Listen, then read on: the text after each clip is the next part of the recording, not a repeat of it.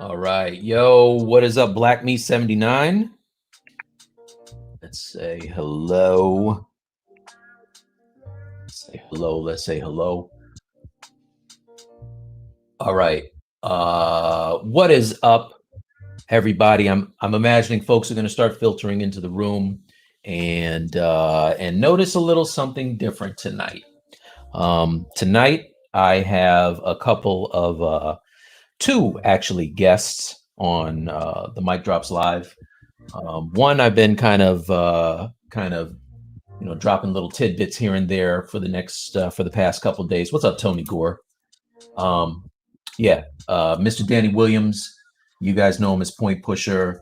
He is now a Netflix animation look dev artist.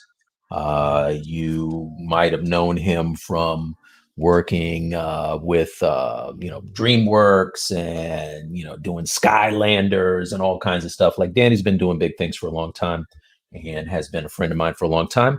I got another friend in the room who is going to act as the producer tonight, fielding questions, because I've heard that sometimes I get into my little thing where I'm sculpting and painting on the screen and everything, and I don't really pay attention to what's going on in the chat there. So I have Mr. ML All Night. Bradley is going to be fielding questions and kind of feeding them to us and making sure that everything moves really nice and smooth. All right. So that being said, let's go ahead and change the screen here and bring in Danny Williams up in the house. Hello. What's up? What's going on? What's up, man? Danny's coming in with all kinds of energy for you guys. So listen, this is something new for us. So we're going to be kind of feeling it out and seeing how it works tonight. I want you guys to know that I am rocking the Doom ring. I got a little bit of flack for that earlier. People telling me that it's shiny, it's real shiny, but that's what it is. So on my screen, you're going to notice a little something. All right. This is a piece that I did 6 years ago, which is what I call the last turtle. And I'll tell you all about that another time, but just remember this image because you might see this somewhere else a little sooner than you think. All right. So what's going on, Danny? Not a thing, man. Nothing. I've been looking forward to this all week. How are you doing? I have been looking forward to it as well. I was telling people about you yesterday in the stream for Pixelogic, and I noticed that you dipped in. There was two of you yesterday, right? There was one me and one better me, and the better me was in there. No, there's a cat. We have the same name. Like, I'm glad I don't use my real name, but his name is also, like, my real name is Daniel, and his name is also Daniel, and he's phenomenal. Daniel Williams Art, if anybody wants to look him up. I think it's his Instagram handle, and yeah, he's a legit, like, super anatomy sculptor dude. He's amazing. So yeah, he was in there. Definitely. So, yeah. I'm a fan. Yeah, as am I. So we've had a crazy week this week. Danny had a bananas day today. Yesterday for me was crazy. Yeah. So it's a good thing though, right? It's good. Yeah. So anyway, what you working on tonight, Miss? So hey everyone, my name is Bradley, and I just want to let you guys know that please ask questions tonight for both Danny and Mike. All questions, let's engage in the chat. Let's anything you come to mind from either a statue standpoint, production questions. Danny's been in video games and films. So make sure you ask as many questions and engage in the chat. The more engaging the chat is, the more that we can demonstrate, the more that we can show, the more that we can share. So make sure you like, if you're in the watching right now, like on your platforms of choice, and let's engage. Let's stay together. Let's keep asking questions. Let's keep creating. See, this is what was needed, you guys. This is what was needed. Brad is the facilitator. He's like he's the chef. He's the Raekwon of the group who keeps it orderly and everything moving in the general direction it's supposed to go in. You know, Danny and I are creators, but if you don't have a producer, then you really don't have a setup, right? Yeah. Yeah, I think. pretty much. Yeah. Tony's saying you're going to Hollywood today, Mike. Hollywood. Yeah, it's about time. Look, man, this has been a rinky-dink organization of one for a long time. I had to bring in some help to make it look good. You know what I'm saying? I can't be looking real low budget. Is that Tony Leonard? It's Tony Gore. Tony Gore, what's up, Tony? Diablo saying that he's liking the new setup already. Nice. That's what's up. Yeah. So Danny, how long you been in the creative field? Man, why are you trying to make me date myself like that? No, I started in 1997. So I'm old. Pac was still alive, so that's cool. That's a good year. I guess. Exactly. Pac and Biggie. Pac and Biggie. I got one for you, Danny. How long ago did we meet? Because I was trying to remember that today. And I'm gonna embarrass you because I remember exactly how we met. Do you? Tell me, man. I do. So Mike is one of a few people that he was making work that I really admired before I became a professional artist, and I always embarrassed him by telling him I was looking at some billboard work that were his illustrations way before I knew him, way before the internet was really a thing, and I saw those billboards and used to just stare at them like, my God, who did that? That's amazing. And around the time, I was dabbling in like airbrush art and stuff like that. And I just loved his illustration work. And when we connected online, we were in a friends group of people that were sort of doing like just Google Hangouts and that kind of thing. And I remember when I found out, like one day you were sharing work in the room and I saw you shared things that were from those billboards, right? Stuff that's on your site, like the Echo stuff and all that. And I remember freaking out. I was like, that's the guy that did the thing, and it wasn't like today where kids can see, they could go to a YouTube channel and see their favorite artists like do stuff. Like people can come here and see you do stuff. It wasn't like that. So you just saw the finished piece and you were like, how does somebody do that? Like, as somebody not doing anything yet, you look at it and go, I don't understand how to get to there. So when I met you and Daoud and Yabuile is the other person that I had that experience with on like connecting online, because I was a big fan of his when I was a kid. 100%. When you were a kid? When I was a kid on Brother Man. Oh man. Yeah, I was a teenager when Brother Man came out, and it changed everything. Are you for real? Yeah, I was a graffiti kid in the Bronx. And oh my God. And when I saw Brother Man, I was like, this is like the best of comic books and graffiti put together. And then he ended up being cool as hell. So I got a story about. If you mind, if I interject from the other group. Go. Sure. So Mari's question is, who's your favorite artist and who inspires you to pursue art? Man, that I don't know if I have a singular favorite. That's a rough one. That's a rough one. It's not even lot. You don't have a favorite one. No, I'm not gonna sit here and lie to the man. He's one of course, he's one of, but no, but I'll tell you a trait that I love in a lot of artists. So one thing Mike and I have in common, right? So Mike and I are doing this. where, you know, a lot of us, we started out sketching and doodling and all that kind of stuff. And for me, when I started working professionally, I lucked up and met some people who were modeling.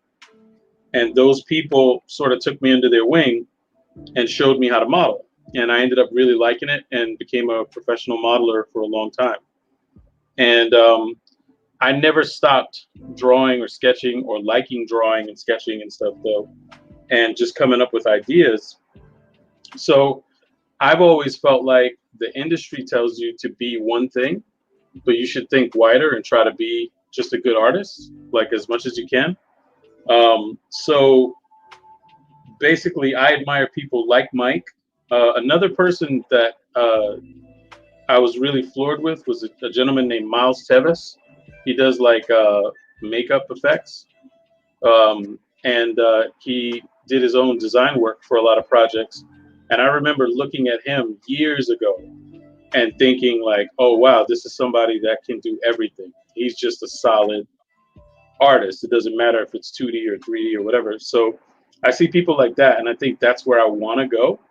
But sometimes when you're in the industry, like especially in film, people look at you like you have 10 heads when you talk like that, unfortunately. So that's a trait I admire in a lot of different artists. Mike is one of those artists. But that's probably about as close as I can get. There's too many people I could sit here the whole time and name it. Cool. So Oliver CG says, "What's up, Mike? What's up, Danny?" We got another question from Tony Gore. Danny, what do you think about Mike's evolution into the 3D world over the last few years? I remember when Mike first wanted to learn ZBrush, we were talking about it a little bit. And I remember he had the lofty goal of doing professional statue work at the time. And he knew right away, he's like, oh, I don't want to do, like retopology and all the production stuff or whatever. He's like, I just want to make dope shapes. And I was like, well, ZBrush is easy and you already know how to paint in the round. Like you already know how to describe form in a way that's cheated. And I think for me anyway, ZBrush is not much different than that, because it's still 2D. It's still flat. You're not manipulating clay in the real world. It's it's a flat surface. It's just you could turn your drawing. So it's like a 3D drawing sort of. And I think you look at where Mike is now compared to where he was when he first started out. He was great out the gate because he had the right mindset, but it's just gotten better and better and better and better and better. Like I was watching the stream yesterday with the Venom he's working on, and it's phenomenal. Thanks, it's brother. Phenomenal. Yeah, man. Nice, man. Yo, it's funny because now I remember. I just needed my memory to get jogged a little bit, but I do remember when we first met in that hangout, and I was in there. I think I was in there bugging you guys for in the it was the what was it called, Danny? That was the ZBHO, right? ZBHO? Yeah, probably. Yeah, ZBHO. Yeah. So I remember being in there and just like bugging everyone for information. Yo, how do you do this? How do you do this? How's this working, ZBrush? And they're like, all right, kid, I'm the oldest dude in there. All right, kid, you're bugging us. So I do remember that. So we got a question from Diablo to Danny. Danny wants to know what high school you attended. I went to Martin Luther King High School in Manhattan, where I met my beautiful wife. Nice. And there's a couple of famous rappers right now that went to that high school too, but I'm not going to date them. Cool. What's up? Yo, I like this. I'm just going to say right off the jump, you guys, I like the way this is going. Me too. Yeah. So Danny, what are you working on? Well, we only have limited time tonight, so I'm just going to make like a bust. I'll end up in ZBrush with this, but I wanted to get my hand a little bit loose.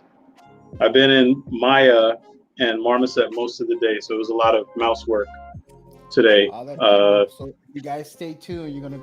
Danny's gonna go from 2D to 3D. So keep watching, keep asking questions, get these processes down, ask questions about processes, If you have any friends that are interested that want to learn something that's on a free tip, share this video. Make sure you submit some comments, give us some likes. If you like what we're doing, comment on it. If you want us to keep doing stuff like this more often, please share it. The more people we have eyes doing this, the more that you guys can get some of these tips.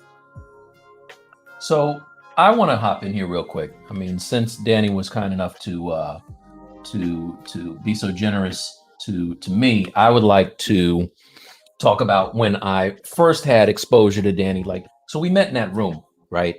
And I was absorbing whatever I could find as far as how to do stuff. And I remember looking, like I did a Google search. I'm like, point pusher. Let me see what pops up. And Vimeo, you had all these videos on Vimeo. And I was like, okay, let me go in here and check this out. So Danny does like a whole start to finish sculpt with, I don't know. I was talking about this the other day. I don't know how he did it. Danny would have like Nas playing on his track and he would have like the whole song. And I'm like, dude, how did you not get that thing pulled? But, he's sculpting and he's got like all these great beats from artists that I love. That's one thing we have in common is a share of, classic hip hop. And, and so, he's got the dope beats. He's doing these sculpts, which he sculpts like he draws, which is bananas.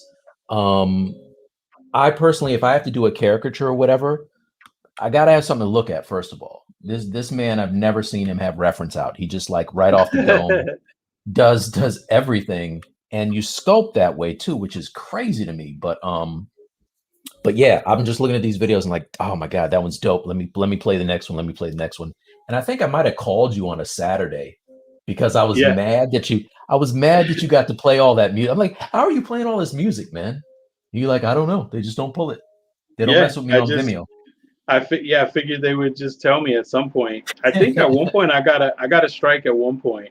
Did and you? I can't remember. Yeah, I can't remember what it was for. But had to be for that Lauryn Hill. Probably not. I think that's still up there. Probably. That Lauryn Hill one used to always be my jam. Yeah. That album. Tony Gore slept on. literally said, Danny, that he literally used to teach himself ZBrush washing your Vimeo time lapse. So that's cool stuff. Oh man, Tony, you just made yourself sound old, bro. That's all right though. It's better than the alternative. There's only one alternative to getting old. I'm not quite ready for that. I'll just get old. Yeah, exactly. Yeah, Tony's a whippersnapper, man. Yeah. Also, fastest Retopo in the West. Like that's his mutant power. So Tony said, "Not as old as Mike." This is true. Damn shots. No, you know what it is. Tony knows. He's a youngster. Yeah.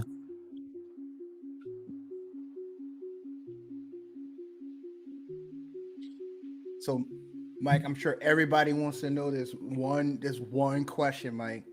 What's that? Why you never show DC no love, Mike? Why you never show DC no love? Oh, I think you don't have to look any further than the movie screen to get your answer to that, brother. Damn.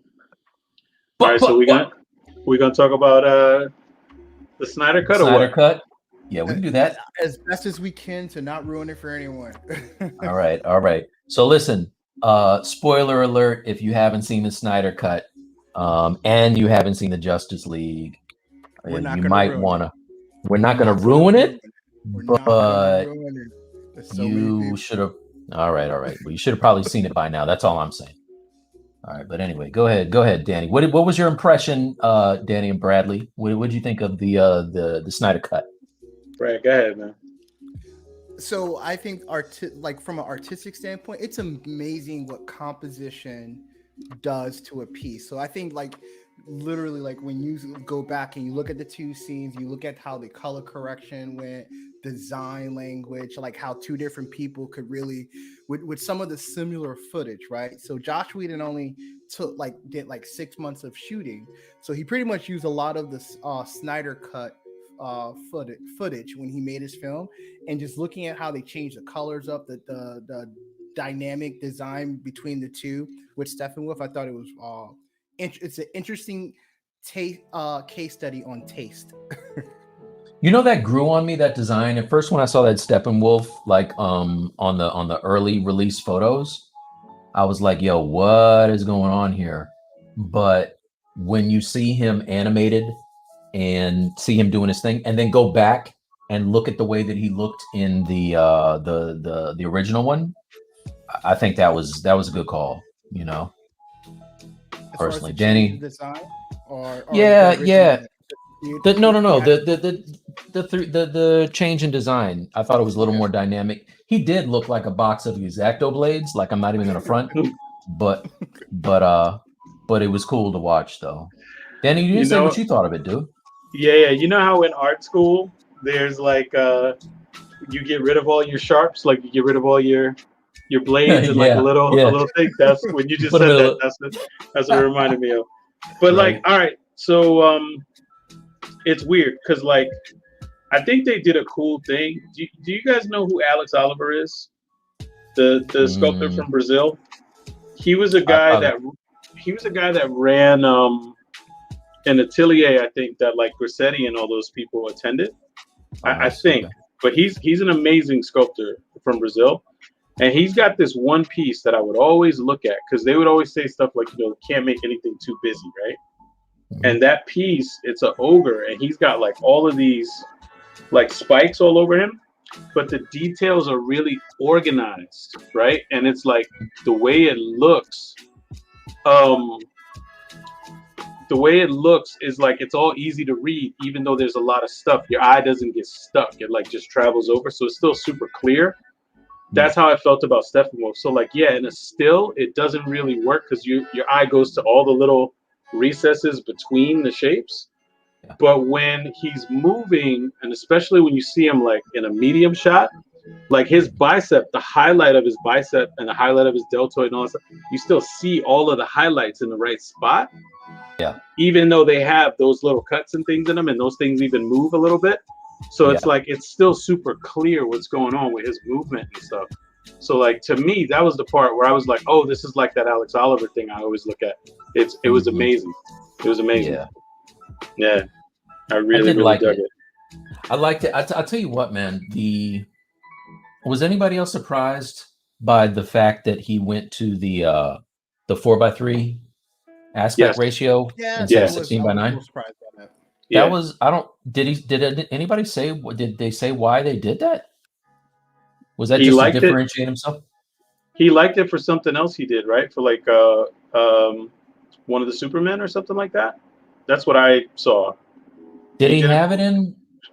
I think he did it for one of the Superman movies that he did. And then he was like, okay, cool, this is going to be like a signature DC thing. And then they went away from it. Yeah, that's interesting. Yeah, so I will tell you, right? Like I'm contractually obligated to watch every superhero thing that ever comes out, just because it is what it is. I've loved it since I was a kid.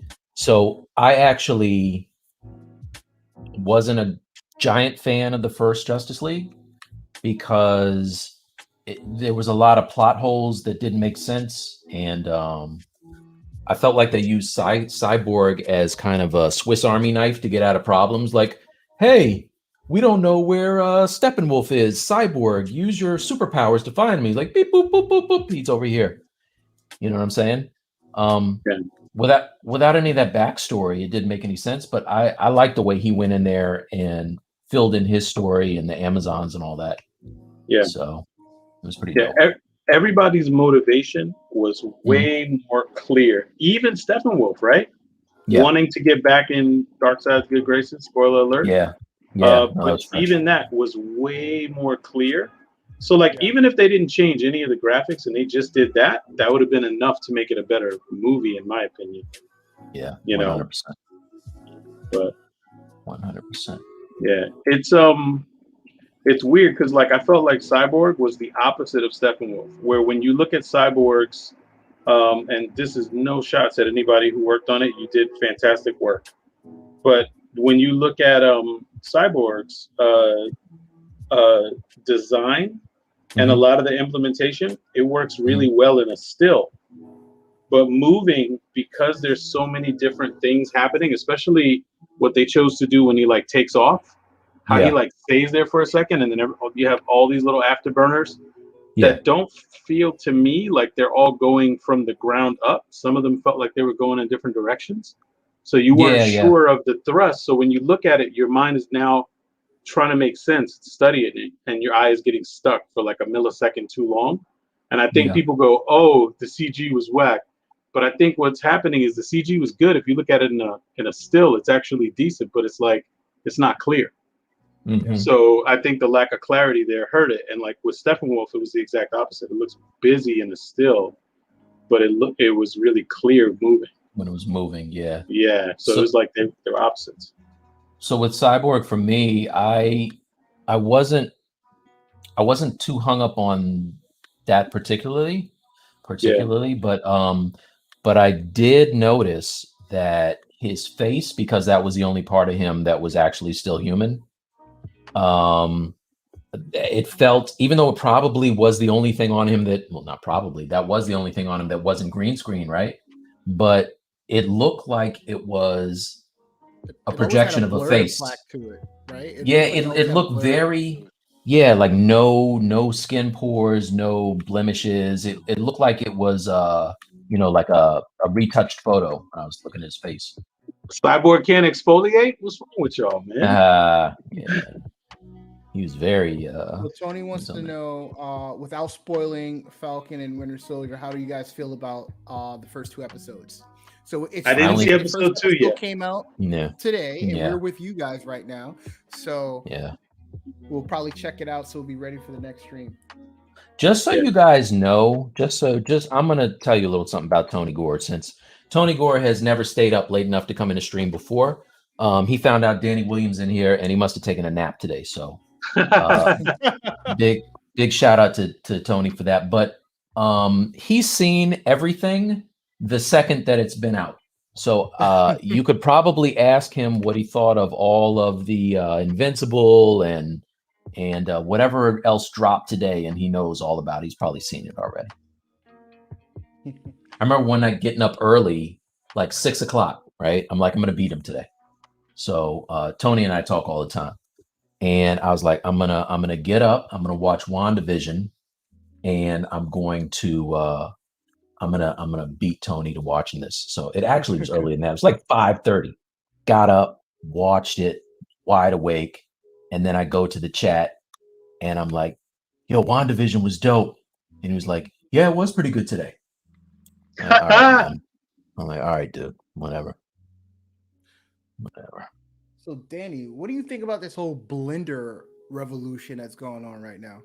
Blender sucks. It's Maya or nothing. No, of course. I'm like everybody else. Like, yo, they crossed the threshold with 2.8 or whatever it was for me, where it's like it being free wasn't enough previously, because what you could do in the free software, I didn't think would translate into something that I could make money with later, right? If that makes sense. So it's like, normally it takes money to make money. So it's like, if you have to have access to something like Maya, because that's what everybody uses and it has the best tool set or whatever, then you do that.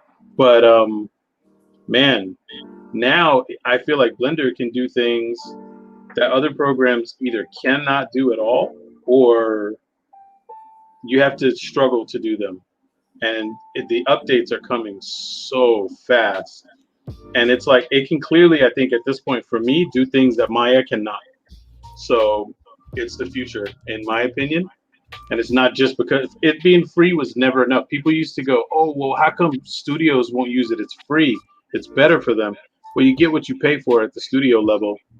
And like, if they need support, or if they need like, somebody to call when something, is not working, or they need help or advice or whatever, that's what they're really paying for a lot of times when they pay for those, like Autodesk and all that stuff. So, but this stuff is it's becoming so well done that what you used to pay in support fees only, you can hire an engineer, now to do that. So I think the paradigm is changing a lot. It being free is just a bonus, but man, it's becoming something special. So that's my take. So we got a question for you, Mike. Did I hear you say that you worked for Echo from Diablo? Oh yeah, absolutely. Hey Diablo, yeah, I used to run the I was the head of the t-shirt department back in the day. So that was when we had to come out with a delivery of shirts. I'd be on task for working with other artists and designing a lot of those. That if you ever saw that Visual Assassin, painting that was kind of mine, my take on Mark's character. So Mark Echo did like a little napkin drawing of this character with a big head, big eyes, almost like Boondock style before Aaron was doing his thing, and a little tiny mouth, and then I kind of made it into that deal, and then painted like the hip hop drawing or paintings and stuff like that. That was back in my young days.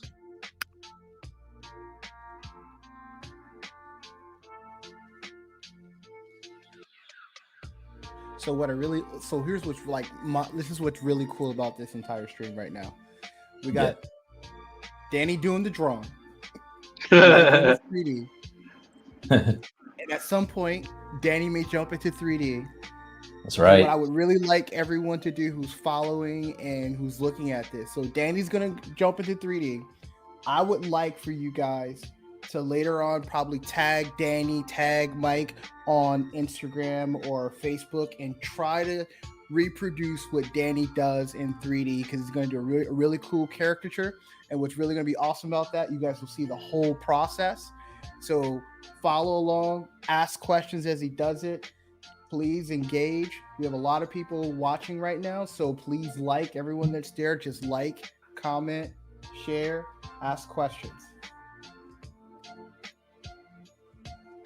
Thank you, Bradley. Yes, sir. That is nasty, brother. I had the collection from the late 90s and 2000s. Sweet. That was from Diablo. Nice. That's what's up, man. Don't make me go get my 33 1/3 shirt and break it out. Danny, you remember that joint with the reflective paint? I did like the reflective rhino paint, and there's a dude on a scaffolding doing a throw up on the wall with the rhino. I don't remember offhand, but I'm sure it's awesome. All right, let me find that. I'm gonna have to find it now. They didn't sell those at Walmart or Kmart where I was, so my mom didn't get it. Let's see. I'll show you.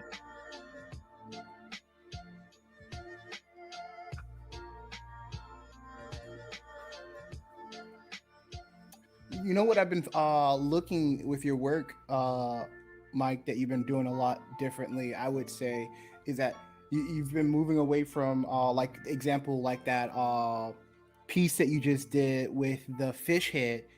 Yeah. You didn't use a base mesh. You just use Z spheres from them. Typically, sometimes in your process, you'll start from one of your custom base meshes and build up on that. But it looks like you went straight off the dome on that one. Yeah, no doubt. That's exactly what happened. This is the one I was talking about, Danny. You see it? Hold on, let me. Where are you? Oh yeah, I remember that. Yeah. Yep. So yeah, you're absolutely right. And the only reason that I did that, Bradley, because that's not my workflow, is because I'm teaching this class, and I needed to show the students using ZBrush Core how they could get a custom base mesh and then sculpt on it. I think, Danny, you were in here earlier when we were messing around doing sound checks, and he did the same thing. Of course, he took his from the Z spheres into like a full-on dude in a fraction of the time it would take me, though. No, so I grabbed one of those free jammies. The one where it's like a whole like cave troll and whatever in Lightbox or Spotlight or whatever it is. Yeah, Lightbox. Yeah.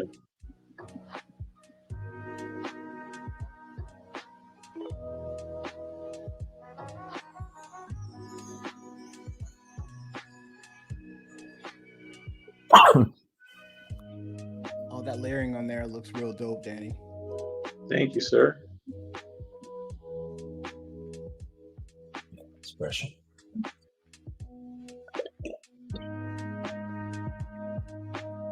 Just nice to do something different after working on more technical stuff sometimes all day. That doesn't mean that Danny won't answer your questions. Oh yeah, for sure. I'll try.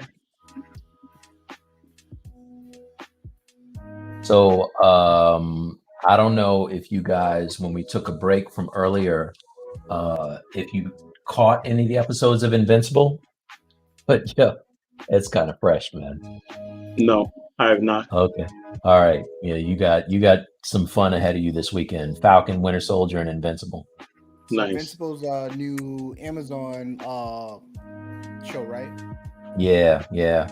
So it's Robert Kirkman, I think, is doing the, what is it? Is Tony still in here for direction or production or something like that? But the animation style is clean, and it starts off looking like it's going to be, some kiddie type stuff, and quickly turns a corner. So that's don't all I'll watch say. with the kids. Got it. Yeah, don't watch it with the kids. We have you a good guys, one, Danny, because I remember you early on when this was very top of mind when it was coming out. How do you guys feel about sketching and sculpting in VR? I love it.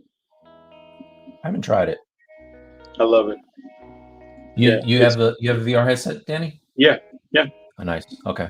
Yeah, I love it. I think it is people want to immediately equate it to like physical media, and I don't feel like that at all. I think it's totally different. It's cool in its own way, and I like it a lot. Yeah, I have a feeling that if I were to mess around with VR, I would kind of get stuck in there. You know what I'm saying? Like I might not come out. Oh man, I think you would love it. Probably is dope. I know Tony Gore was messing around with the new Maya has VR stuff, right? Mm-hmm. Yeah.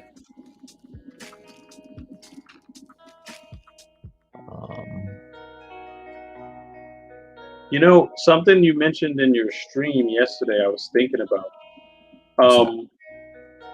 So, as a painter, as an illustrator, whatever, like the idea of like lost and found edges, right? Mm-hmm. You know how sometimes if you're doing like more illustrative work, it behooves you to sort of leave some parts a little less finished, like not everything's 100% in focus, I guess. Absolutely. You know what I mean? You're going to pick and choose or whatever. Mm-hmm. When you were mentioning about how when you put up the full character, sometimes the response is different than when you put up like just like the arm or whatever. 100%. I was looking at the arm earlier that you had posted, and I was like, oh, and I was listening to it. Probably it was like recency bias because I'm listening to a video where they are talking about, lost and found edges at that point. And as I saw that thing, I was just like, oh, I wonder if this is that in some way. Like people respond because their brain is filling in, ooh, if it's like this, what does the rest of it look like, Yeah. And I was like, oh, I wonder if this is that. It could be. You know what? And I think too, if folks are like me, they're always looking for, anatomical reference and just the way that people do stuff. Like I love looking at the way other artists render, like sculpt out the way the bicep kind of transitions into the shoulder and, all that stuff on the armpit and everything. Like it's nice to see that from somebody else because I know how I would do it, and then I know somebody else could do it, and I'd be like, "Yo, this is much better." Yeah, have you guys been paying attention to? I can never pronounce his name. I don't want to butcher it, but I think it's Gurjit Singh is doing all the Invincible characters, but they look realistic. Yeah, he's killing it, right? You saw his guys. Yeah, he's amazing. Yeah, so I love the way he does the like I just love the way that he does arms, man. So I'm the same way. Yeah. When I mean, I don't know, maybe it's a byproduct of just getting older and thinking about this stuff more in my spare time, but um, like when I'm looking at something like that, I'm like, what is it I like about this or whatever? And I think consistently now I'm finding I'm experiencing my understanding of someone else's understanding. And it's like I'm looking at their choices and their understanding, and it doesn't match the way I think about it. But I'm like, man, if I thought about it like that, mine would be better. You know, so it's like like you admire their understanding more than you admire, you know. Just absolutely. You know, it's if you're like me, it's funny because we talk about this kind of stuff all the time as artists, how we constantly look at the things that are wrong with our pieces as opposed to the things that maybe have gone right with the pieces. And we focus on, like, we get stuck on that, right? Like if everybody that I know, you know, we're so worried about people's perception, getting likes and the social media and all that stuff, that it's easy to fall down that rabbit hole of wondering if you're good enough to you know, to be in the same space as all these other amazing artists, right? So for me, like, I know when I'm doing these sculptures and stuff, like I spend a lot more time on pecs. For some reason, the pecs are always the hardest part for me. And I see, like, I saw you doing that dude earlier and you knocked it out. And I'm just like, wow, man, it's always something to see somebody who they do the thing that you have a hard time doing, but they do it with ease, you know? You ever get that? I do. The weird thing to hear you say that though is like I don't feel like you have a hard time doing anything. Nah, man. I think your superpower is lying about not having superpowers.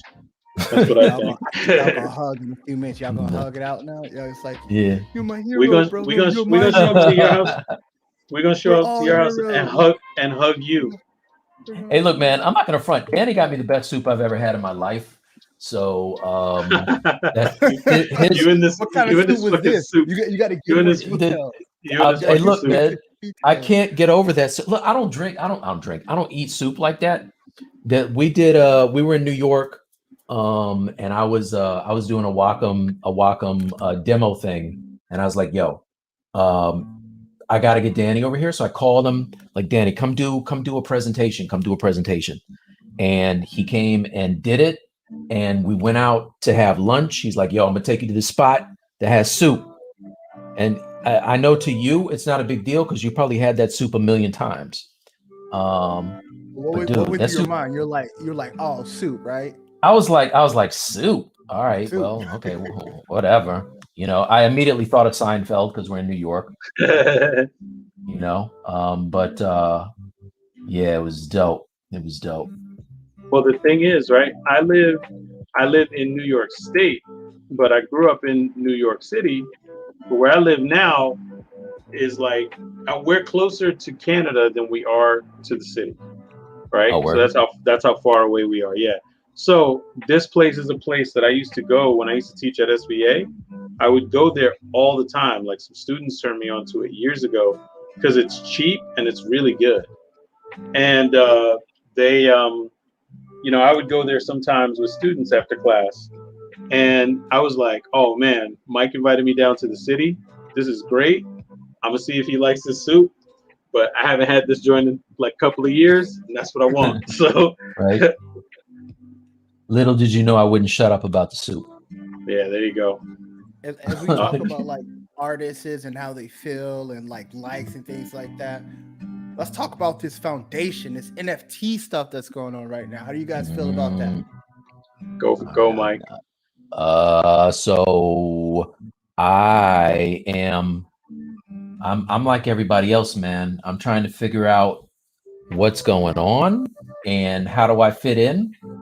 You know, I see friends who are blowing up on there, but like, you know, so obviously like everybody else, it's the wild, wild west. We want to get in to How Tony do that? You see that? I've been doing that. I can control that. Oh, that's fresh. Okay, this is producer extraordinaire. Brad in the house. I would never be able to. That was dope. Brad was like, don't give Tony no credit. That was me. He's like, that's all me. That's all me, baby.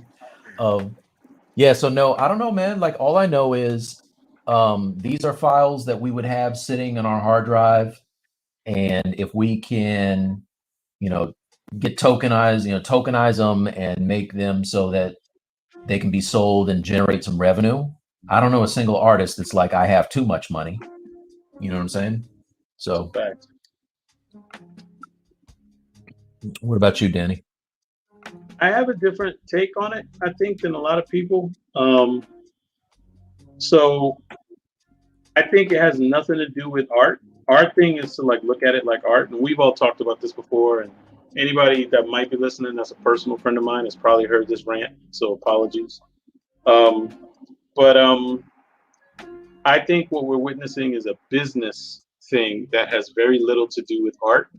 So like in the real world, if you have millions and millions of dollars and you want to shield that from the fluctuation of the economy, you park that in real estate or you park that in art, right? Or something else that you think is going to basically be shielded from the fluctuation of the dollar.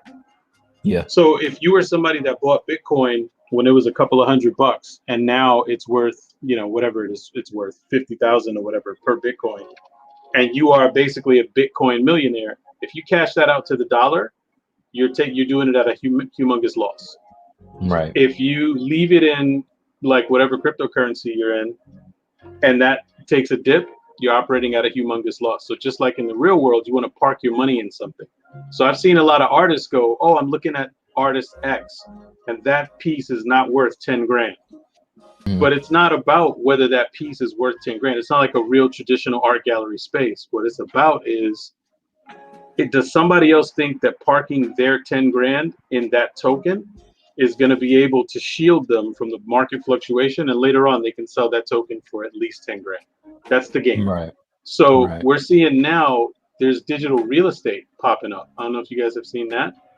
A digital house sold for like $500,000, which sounds ridiculous. What?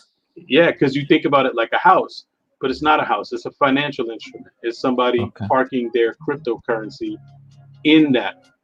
Now, was this a celebrity? Was it a celebrity thing? Yeah. I don't think so. Okay. I could say like, Jennifer Aniston this is not has art. This digital house. Yeah. Yeah.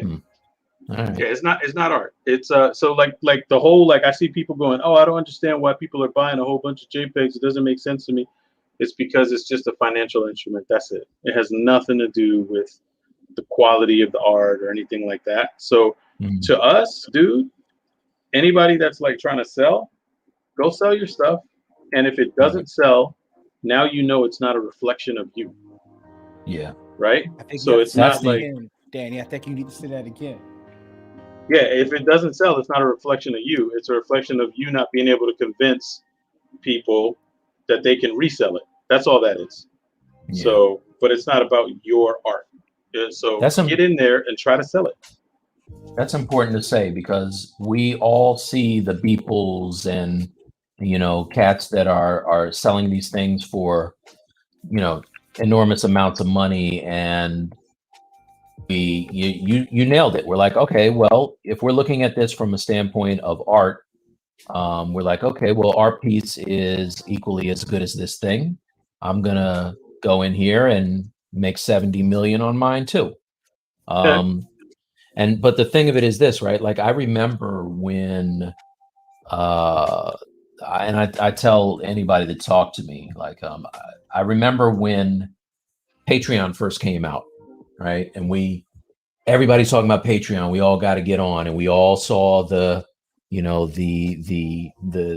white whale, Sakimi-chan, who was in there with $30,000 worth of patrons a month. We're like, oh my gosh, I'm going to do that too. So everybody got a Patreon page. And I remember, like, invariably, they all fizzled out, and it had no reflection on their artistic talent or what they were offering. It's just like lightning, and it's like lightning in a bottle. So, I've got friends now who are doing the NFT thing, who they're jumping in. It's not doing anything, and they're getting really upset about it. I'll let you know. I got a piece in a virtual gallery right now, which is based off my 4 Elements piece, the hip hop thing. That's my favorite piece of yours. Oh, thanks, brother.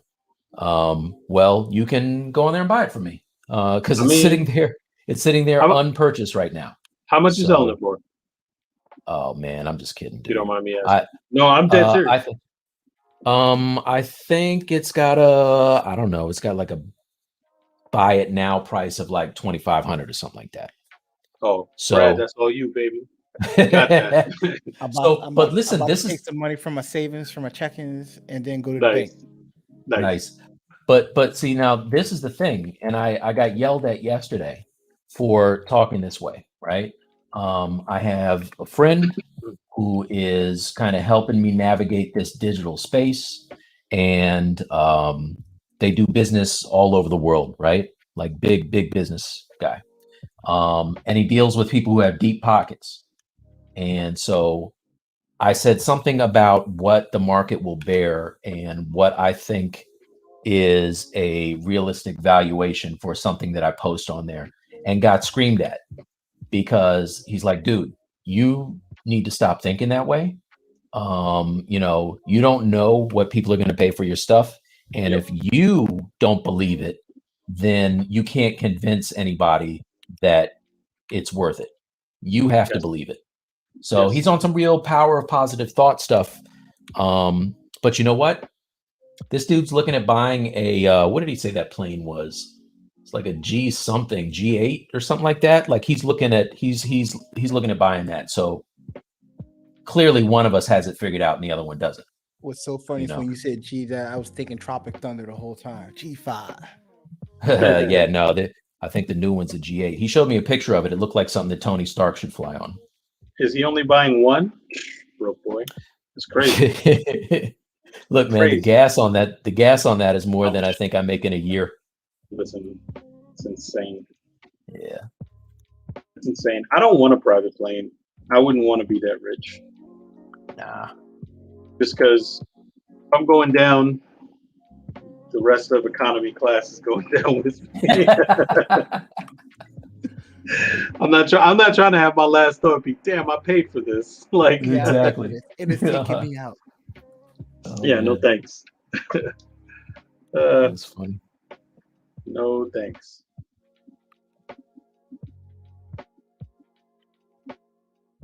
So, Brad, can you tell what how many people are in the room at any given minute? Yo, Mike from Twitch. Who said that? Yo. What's going on? Make sure you guys like where you are, follow us, share with your friends. We got Point Pusher on tonight.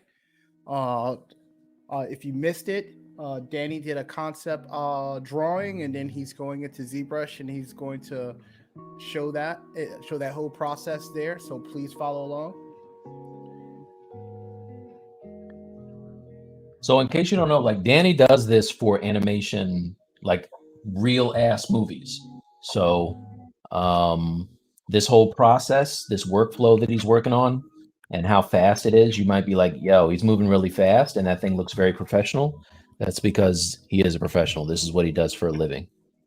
So I don't know. I think what I do for a living is just try not to get fired. A question came in. Did you manage to get your NFT validation? With the Twitter thing? No. You know what? I saw, is this the person that gave me the advice earlier? Someone went way out and gave me, it told me exactly what to do. I just haven't had time to do it, but I will definitely get on that. Because I'm very interested to see what happens on the foundation, like, I want to see. It's like an experiment, you know what I mean? Like this whole thing is like a social experiment, I think. And we'll see what happens, That's one thing I think that 05 says, hey Mike, hey Danny. Hey, Hey. chat. Hey, Tim Slug, what's up, man? What's up? He's a regular viewer. What's going on, Danny? What were you saying? No, I was gonna say one thing nobody talks about with the NFT thing is all the fees, right? So like, I've seen a bunch of people they're doing a weird thing where they go, all right, I don't want. It's almost like I don't want to get my feelings hurt. So when I go in, I'm going to put in a very, very low reserve price for something. Yeah. But I think there is a minimum threshold. There's a really good video I watched. I wish I could remember the gentleman's name. I would recommend it. But it's on YouTube. It's someone who like is talking about their selling their first NFT on Foundation. I watched that today, dude. Yeah, I know the one you're talking about. Yeah, one of the things that he goes into, we all know about like the gas fee and all that stuff. And if you don't, look all that up. But basically, this dude sold his piece for about $280 something, which is great. But when he paid all the fees associated with moving the money around, the list fee, the gas fee, the commission, he basically made about $50 on the sale. Yeah. Right. The rest of it was fees. So he was like, lesson learned, I sold for too little. So exactly. Those fees, though, what I wasn't sure about and what I was glad to see in that video is that the fees don't scale with the price of the piece. So if you sell your piece for $50,000 or $20,000, the fees are set relative to the market value of Ethereum. Oh, if you're on, hey, what's up? Before how you doing? Yeah, so like that's the fees are set relative to the Ethereum market value, not to the piece.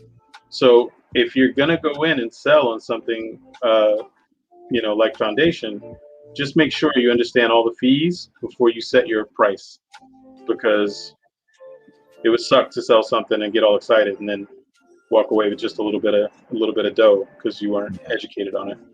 100%. So we got a question from Diablo. Mike, will you be selling your STL for the Venom? Because I have money sitting in the bank. I just to remind everyone,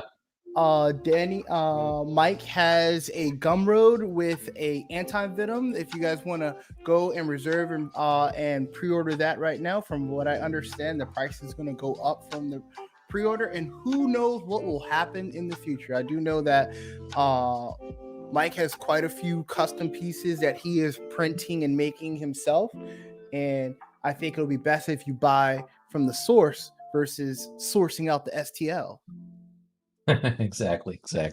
Thanks, man. Yeah, so I would say, as far as this Venom's concerned, DM me, because I like what you're saying there. I'm definitely, so I just got the same printer type of a setup that Bradley has.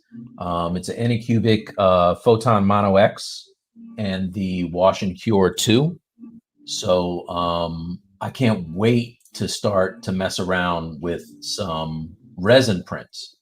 Like behind me I have the the Ender 5 back there, which is what I did the Hulk stuff on. But I'm really excited about printing this thing out straight to resin. So yeah, anyway, I'm gonna get that. Yeah, let me find that link.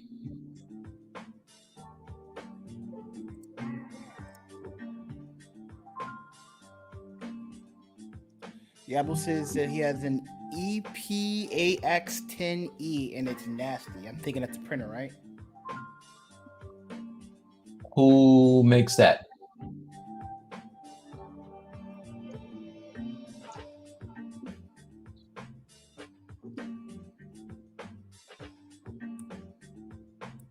All right, Bradley, I'm gonna get you the link and you can share it. Okay.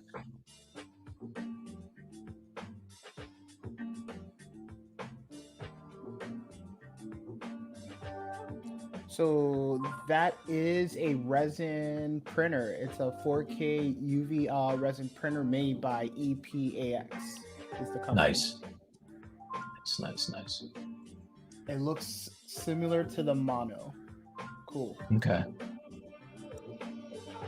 Yeah, that's what's up. I looked at a lot of printers. I'll be honest with you. I think Tony Gore and I both were trying to get that at Elegoo Saturn, and it just, you couldn't get it.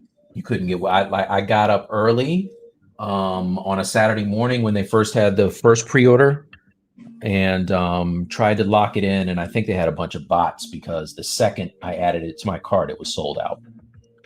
And I'm actually glad, because I think that the one we have, Brad, is probably, I think it's maybe a little nicer. Yeah, especially if you're able to get that Roshan cure at the same time with it, it's a great deal. Yeah. That's what I got.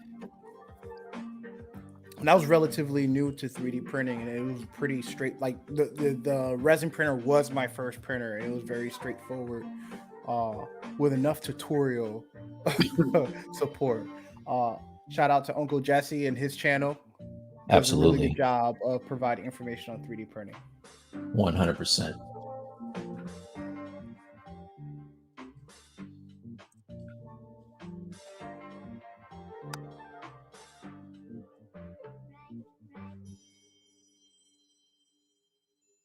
So remember to like and share, ask questions to either Danny or Mike. Give them some hard ones. At the moment I said that, Mike throws up a bunch of muscle. No, don't say it. Don't you say it. Like, give me a bunch of hard ones, and he gave me a whole reef board of hard ones. Good job. These big oily men. Hey, you asked for it. Boom. Good job. I asked for it, and they're all the hard ones, right there, right for us to see. All right. Take it easy. It's a family show. All right. Brad, have you printed something recently on yours? Yeah, I did like a Wolverine bust that I did. So a little trial and error, I had to make sure I had the right holds, supports on it. It was very straightforward, pretty successful. Had I did my supports a little bit better, I would have had a little less cleaning to do on it. Okay. Yeah. So, but yeah.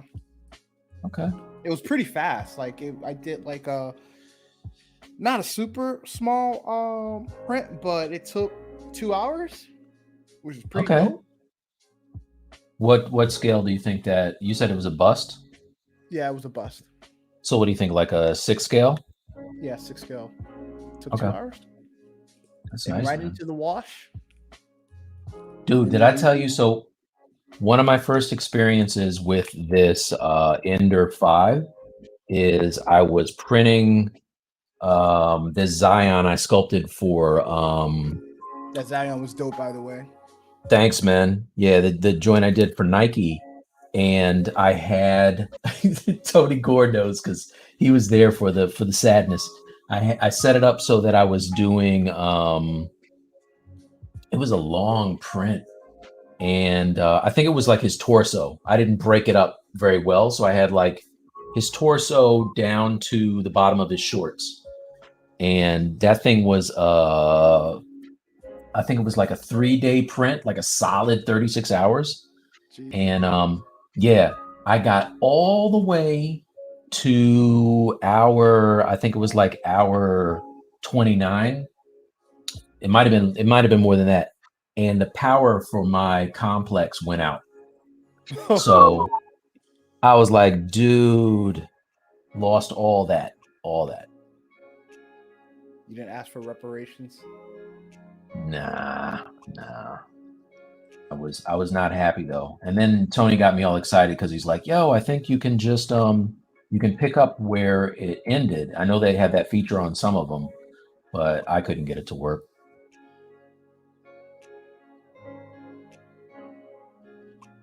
Danny, I'm gonna get that print with that eye. So what now? So what are you doing with the process with the eye? I see that you're bringing the inside in and out. Like, so what's with the breakup and what's your process with that? I'm trying to get a little bowl shape for the eye, so that later on, if I end up dropping this in a real like fast tracer, like Marmot says RTX now, or Arnold or something like that, then the eye is set up to catch light the right way. Yeah. You did that with Z Modeler? Yeah, I'm playing with it now. I like Z Modeler. I'm faster in Maya, but since we're in here, I'm just, like, I might as well try to do it So like this.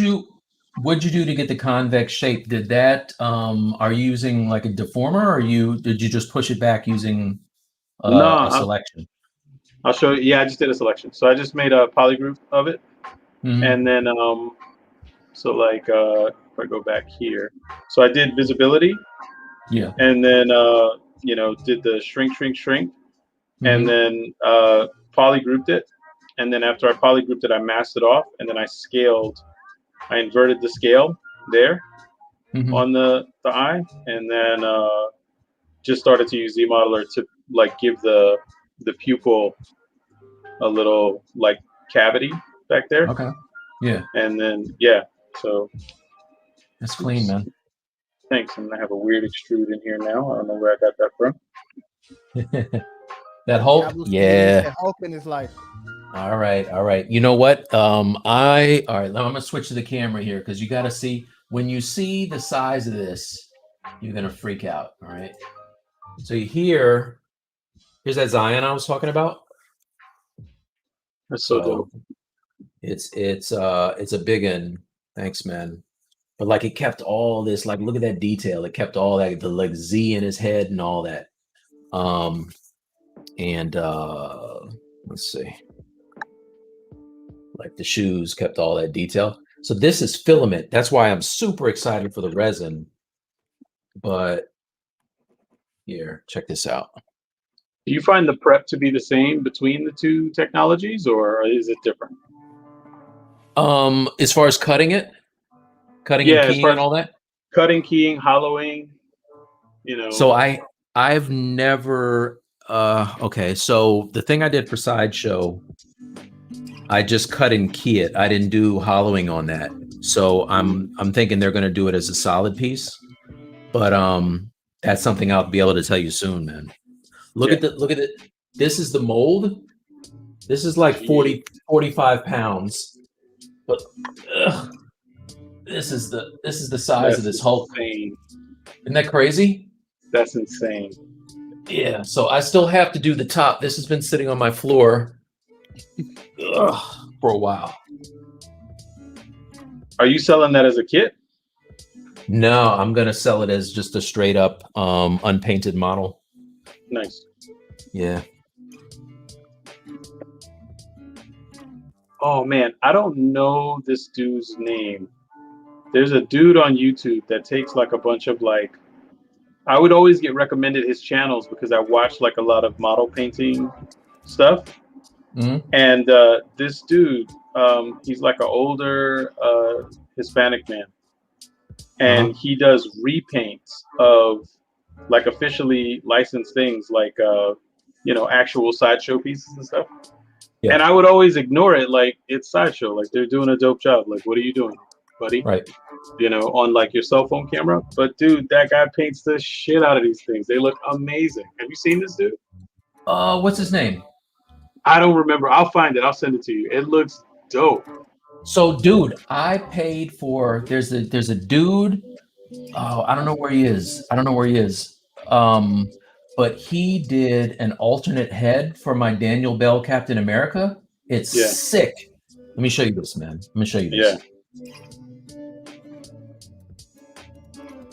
So the Captain America that it came with is the head is with the mask. Check out what this dude did.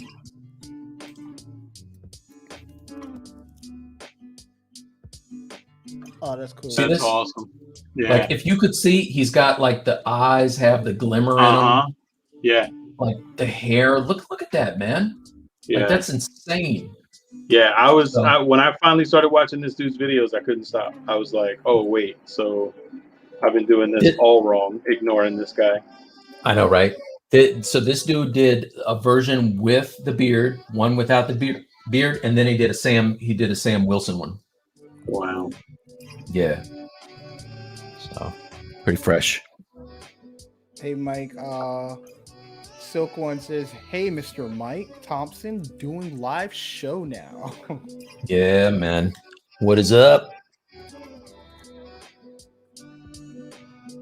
This is a much, hey, look, man, I'm not going to front. This is a much better format. I like how relaxed this is. We're in here. This is almost like all we need, Danny, is some coffee. You know what I'm saying? Have some coffee while we're doing our thing. Yeah. Taking some questions. Yeah. I like it. Yes, Rafael Robledo Jr. Yes, thank you, Attentive Slug. Yeah. Yeah, that's what I think it is. Yep. 100%. So, Danny, if you were doing a Pixar movie and working on a character, would this be your process in blocking out that first pass on the character? Typically on films, like if it's for production, there's usually a topology that's already like standard, and you would start with that. You wouldn't start with like nothing. But like part of the work that I do now is pre-production. So I start stuff like this in pre-production all the time. Okay. So it'll be like either something that we're responsible for doing a design for, or someone else is giving us a design, which is more common. And then we will start, doing a rough sculpt based on that. And then a lot of it depends on how much the people we're working with. Screen. Oh, thanks, man. Oh, how? See, I did this yesterday. Nice. It would have been another half an hour before I realized that. Thank you, producer. Go ahead, Danny. Oh, no. So it depends on the sort of tendencies of the people that you're working with sometimes too. If they can see things a little bit rough, then yeah, we'll do something like a sculpt in a day or 2 days or something and then show them. But sometimes you're dealing with people that like to see things a little bit more sort of finished, and then it might be a few days before we show them anything. So I'm glad to not be doing production work right now because I don't have to stick to a lot of rules. It just has to look pretty in the end. So Mike, we got a question from Diablo saying, so there's a possibility for like meetups and drinks and networking? Yeah, where you at, Diablo? What state you in, my friend? You never know. As soon as this craziness dies down. Yeah. Look, I haven't even seen my kids in I don't know how many months because of this mess. So they out there living on the streets, living like there ain't no diseases flying around, viruses. New Jersey. Oh yeah, 100%, man. So, ideally, if everyone keeps coming to the stream and you guys like what we're doing here with Danny and Mike, maybe we can just form a really cool digital community where we can shoot the breeze, ask questions. It's really important that you guys ask questions and stay engaged. Just as much as it's engaged for you guys to watch, it's engaging for them to get questions from everyone. So please, no matter what it is, ask some questions. What's going on? They're going to do their best to answer either through art or music or creative or whatever's going on in the world from their perspective. So this is more so for you guys, and also to support them. We got to and keep them going and keep them sculpting and drawing. We got to ask questions. Absolutely. And if you like it, tell a friend. First one's free. Tell your friends. We have a question. It's been a long time since we talked on Google Hangouts. Nice. Don't beat yourself up, Mike. Yeah, it was 15 minutes, Specky Nation. Come on now. But I'll tell you this, it was a long 15 minutes. So that happened.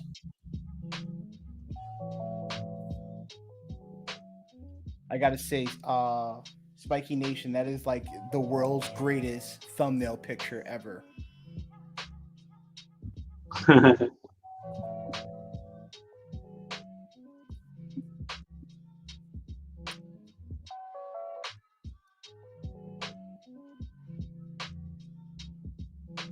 Make sure you guys give a thumbs up, leave a comment, share.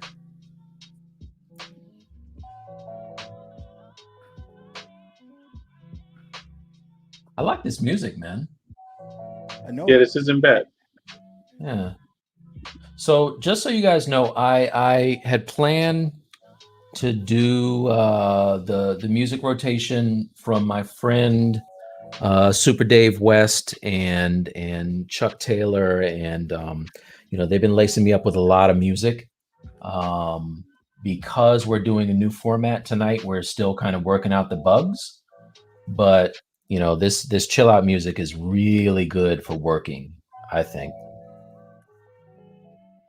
Some nice tracks here.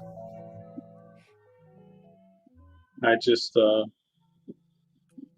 wonder if that little girl's ever gonna get their homework done.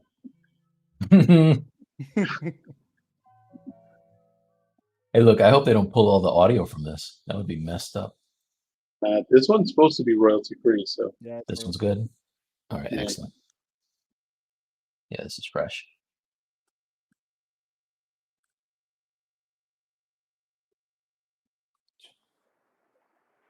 So I'll tell you something that's really interesting as I study you guys, is the way you guys are working. So I know that Mike does a lot of sculpting with perspective off, and Danny, I see that you have perspective on when you're sculpting. I toggle, yeah. You Yeah. toggle? That's awesome. Yeah. It's so like right now it's off. Deleted his perspective button on his.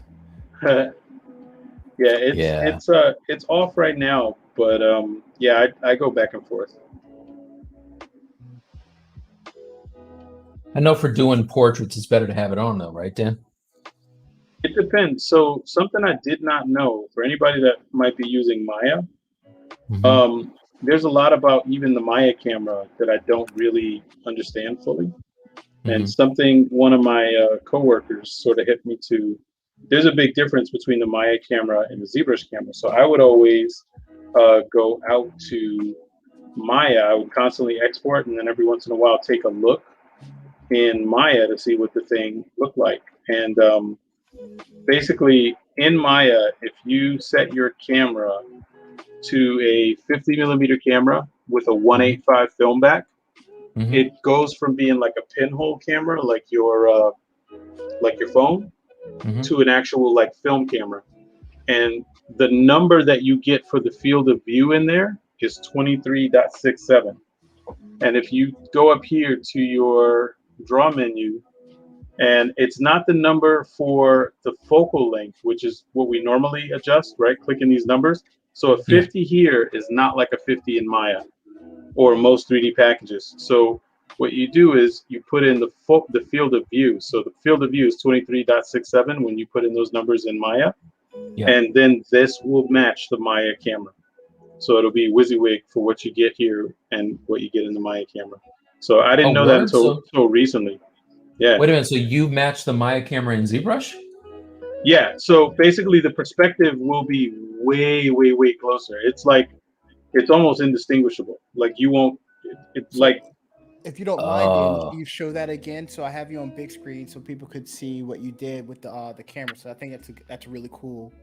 Yeah. So the first thing you have to do is in Maya, you have to have the camera be a 1.85. So the film back of the camera. So select a camera, like make a new perspective camera, or take the regular perspective camera. You make the film back 1.85, and you make the focal length 50. And if you do that, what you should see is that your field of view number, because every time you adjust the focal length, right, that's how far away you focus from the camera, the field of view opens up, right, because that's just a big triangle. So that will set your field of view to a number that's 23.67. And most people copy the focal length into whatever package they're going into. But in ZBrush, if you adjust the field of view here to be 23.67, and you have those other settings in Maya, this will match those settings. So really, I guess that's the settings that we're using at work sometimes. But the settings that you, for whatever the perspective number you have, if you take the field of view for that number and you plug it in here, and you're going back and forth between here and Maya, you'll notice that matches up. And marmoset's a little bit different, but it's close. It's like if I put that 23.67 in the marmoset field of view, it's not exact. Like you'll see a little bit of a difference, but it's close. It's way closer than it is by default. So yeah. So I put the 23.67 in there, and it gives me the like 85. No, so hold on, let me show you. I'll pop open Maya real quick. So I'm gonna make really those are the numbers I'm using, but you could use whatever numbers, and if you set your field of view to be about the same, if you match the field of view number, they'll match up closer. Right now there will be a big distortion, especially in ZBrush. If you get really close to the character, you'll see a lot more distortion depth wise. If you put the same number focal length wise in both spots, focal length, if I put a 50 and a 50 or 80 and an 80, you'll notice a lot of difference between the two. But if you put the field of view number in the same in both places, the amount of variance will be reduced. So my focal length and my field of view are supposed to be the 23.67? No. So hold on, check it out. So here, if I grab my camera, right? By default, you're looking at a 35 millimeter camera, but it doesn't have a film back on it, right? So it's like a 35 millimeter. It's like your phone camera. But if I take this and I go down here to film gate and I say 35 millimeter 185 projection, now my background for my camera is set to be cinematic. So it's like a film camera. So right now my focal length is 35 millimeters.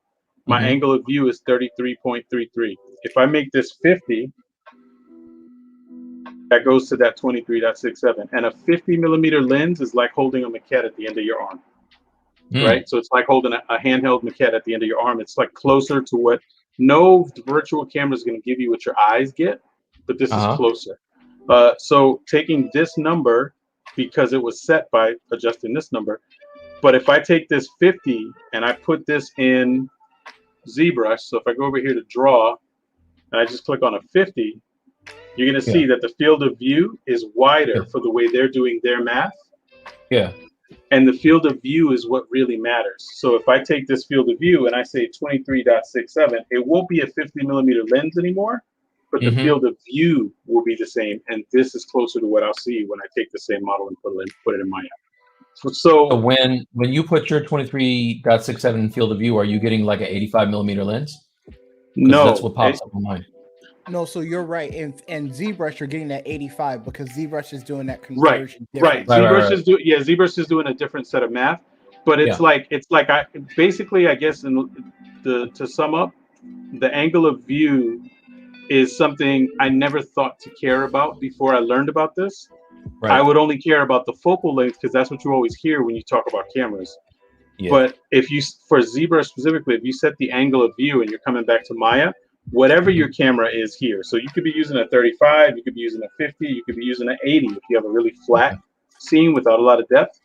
But whatever this number is here, right, with the 185 film back, that's the important part. So the 35 millimeter 185 projection film back, and then here, this part here, that number, whatever that number is for your focal length, put that in, or for your field of view rather, put that in. And now when you bring models back and forth, they'll be way closer. So sorry for all the confusion, but those are the numbers that I've been using. But again, that's someone who knows more about cameras. I know the world is crazy right now. They just saw Maya on a stream, but with these two powers combined, you'll get cool stuff like that. That's right. Wonder Twin powers activate. I see we have a few more people Maya that just jumped into the stream. Make sure you guys like, comment, whatever questions you guys have. I'm passing, whether it's Maya's, whether it's ZBrush, the industry. We got some two cool cats for the tonight that's answering questions for you guys. So keep it coming. Danny is one of the best cats doing it in Substance Painter. So if you have any questions about Substance Painter, Danny is the guy you want to talk to on that. I love Substance Painter. Yeah, Mike, you get a lot of Substance Painter questions on your stream some nights. I know, right? So now's the time. Now's the time to ask while I have somebody who does it for a living. Go for it. And you plug your ArtStation too, man. That's got all those videos, how-tos, and all that. Oh yeah. So on my ArtStation, like a lot of people have these little blog parts on their ArtStation. Like when you go, so my ArtStation is just Point Pusher on there, and if you find my ArtStation, there's a blog section. There's a lot of like sort of production tip videos in the blog there. So feel free to check them out. There's some substance ones. There's some stuff about sort of how to be efficient with really boring tasks like Retopo, just stuff that you have to do but you don't want to do it. Sort of ways to minimize that sort of thing. So yeah, and it's not like use ZRemesher, because if it's something that needs to animate, usually ZRemesher is not robust enough, and the amount of energy you expend trying to get ZRemesher to give you something robust enough is probably better spent being more precise. But how do you do that without having to spend a whole day retop on a character, right? So that's the kind of stuff I'm interested in. You got a yellow Hannibal's here. What's up, Hannibal?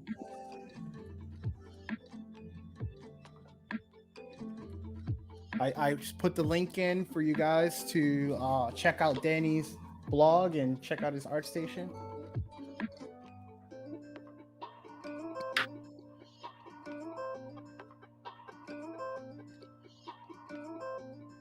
If you guys are just dropping in on the stream, we've already discussed the Snyder Cut. We discussed some NFT stuff.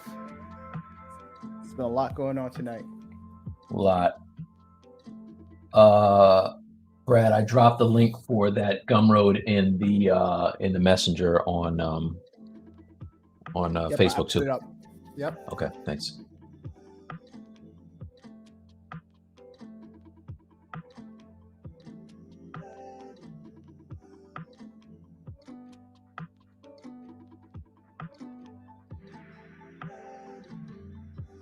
Got a question for Danny. So Danny, if you sculpt in ZBrush and I want to, let's say, groom hair in Maya, and I want camera in ZBrush similar to Maya, how do I go about that? You take the field of view. So you set up even if you're starting in ZBrush, you can send over a low-res version, either by Decimation Master or Dynameshing, or if you're dealing with subdivisions, taking the lowest subdivision level and exporting that. Get that over into Maya, set the camera up the way that you want. So typically what happens is people will take the program they start in and try to make everything else bend to that.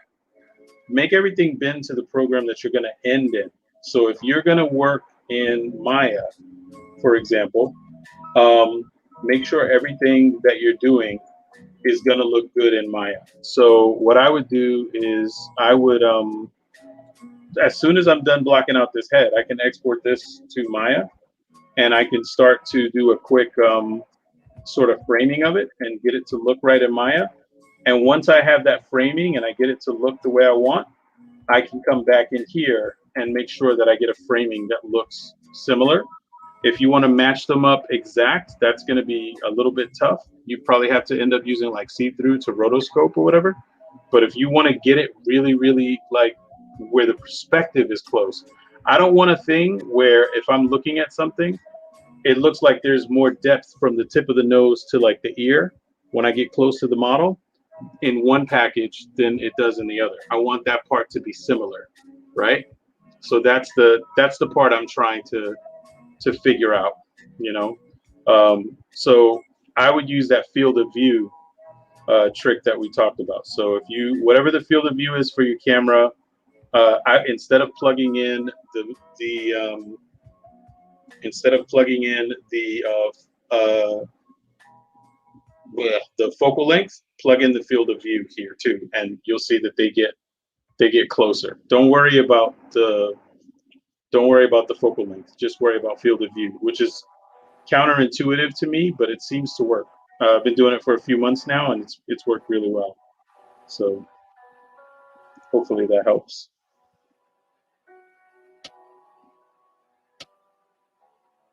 Yeah, Latin. There was a question earlier about field of view and things like that. If you play back the tape, you'll get the whole detail on that.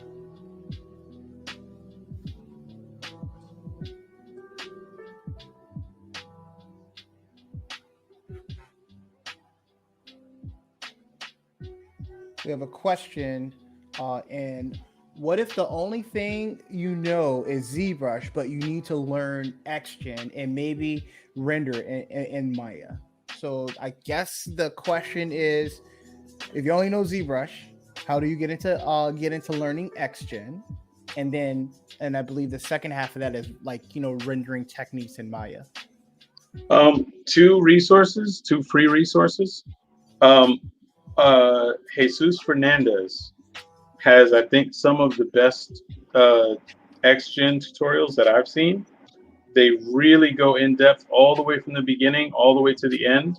He had some of them behind a paywall at Patreon for a while, and then he ended up releasing a bunch of them for free on his YouTube channel. So if you go to YouTube and you look up Jesus Fernandez and then look up Jesus Fernandez XGen, you'll definitely get to it. And he has other grooming software too. I think he's got like Ornatrix and Groom Bear and a couple of other things on there.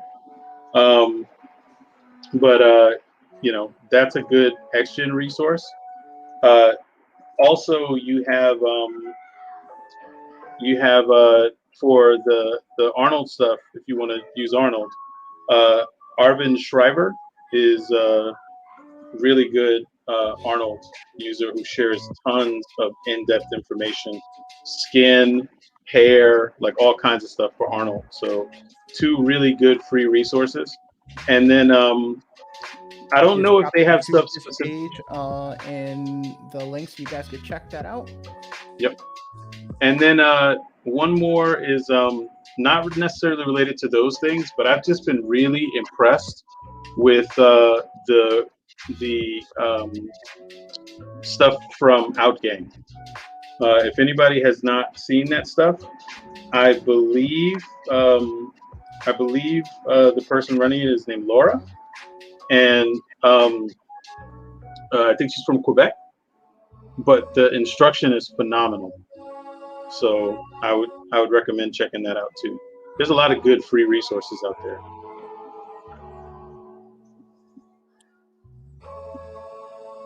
Here's a shout out to Outgang Studios. There's a link for there. Great stuff. I've seen her content. She's doing an excellent job over there. Yeah.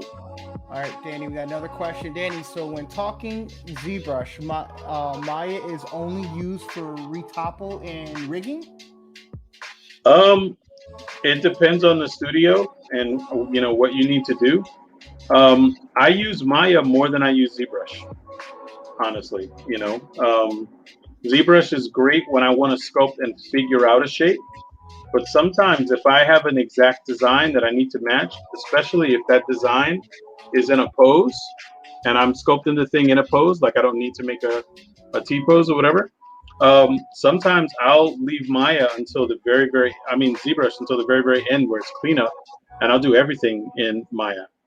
ZBrush is great for me when I'm doing the kind of stuff that I'm doing right now, where I have to find the shape and have to play around a little bit. So a lot of people think like going into production for a game or films means that you're going to be doing, just ZBrush, and that's usually not the case. There's tons of other tools that you have to, be familiar with to work in a lot of different pipelines. So, and for me, like we talked about Blender is one of those tools. That's where I'm at with Blender, where I'm trying to learn it right now, because I think in the future it's going to be a big pipeline tool for a lot of places I might work. So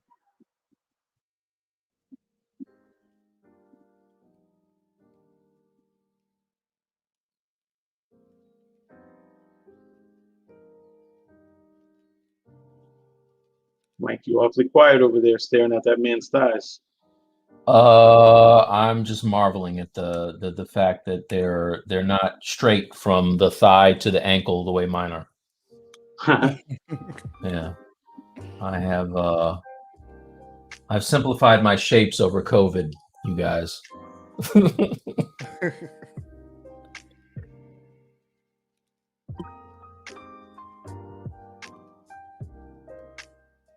See, this is what's great about having you on the show, Dan. I need a glass of wine with this music right now. I know. We need a box of wine, son. Ain't no respectable wine coming no box. Shit.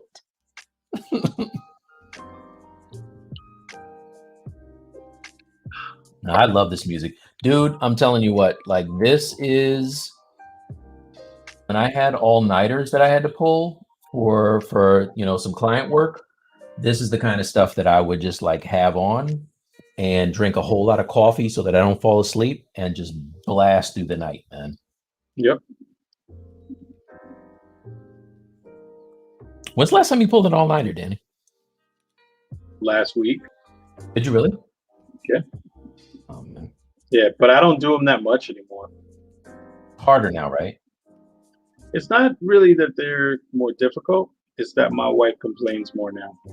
Oh. There was a time when, she'd just be like, whatever, that fool's just going to be up forever. Mm-hmm. And now she's like, you got to stop doing that. I'm like, yeah, that's weird.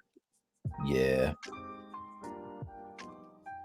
I don't think I've had one since there was a Hasbro delivery. We were working on G.I. Joes, and I had to get 4 or 5 G.I. Joes done in a really short amount of time. So like I didn't have a choice, man. I was blasting through the all-nighters and you can't get that sleep back, man. Felt like garbage the next day. It's weird. I've never been a big sleeper.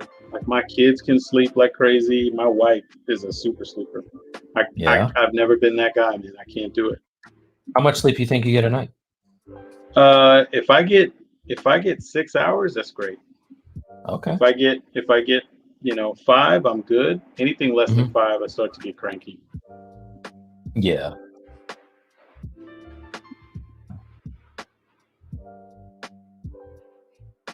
It's funny because I noticed my kids have the same kind of sleep schedule I had when I was younger. So I'll be nodding off at like 12:30 or something some nights. And my daughter will send me this shoe she's painted, like she's working on an Air Force One, pair of Air Force Ones for a friend. And, hey, Dad, what do you think about this? I'm like, oh, that's okay. That's nice. So let me ask you this. Your kids, right? You were mentioning earlier about your son. And I don't know, for me, I consider like cutting hair with somebody who's really, really nice with it. It's like that's like an art skill. And like your daughter right now, you're saying she's doing artistic things. Yeah. Were they always interested in like art stuff? And do you think that came from watching you, or I think it's just in them? So 100% they've always been into art stuff.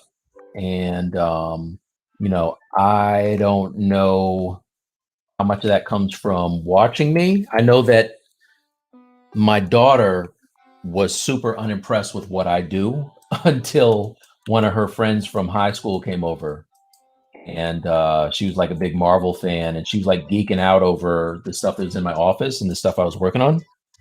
And my daughter was like, whatever, why are you sweating him? She was just like, he's doing cool stuff. And he's like, all right, okay. So, but they've always had that talent, man. They've always been able to do it. My son can, so he does like digital paintings for his Instagram influencer friends. Nice. And yeah, and dude, not for nothing, my daughter has already painted like a dozen pairs of shoes for people. That's great. She's doing it up. She's gas money, man. She's she's hustling all the time.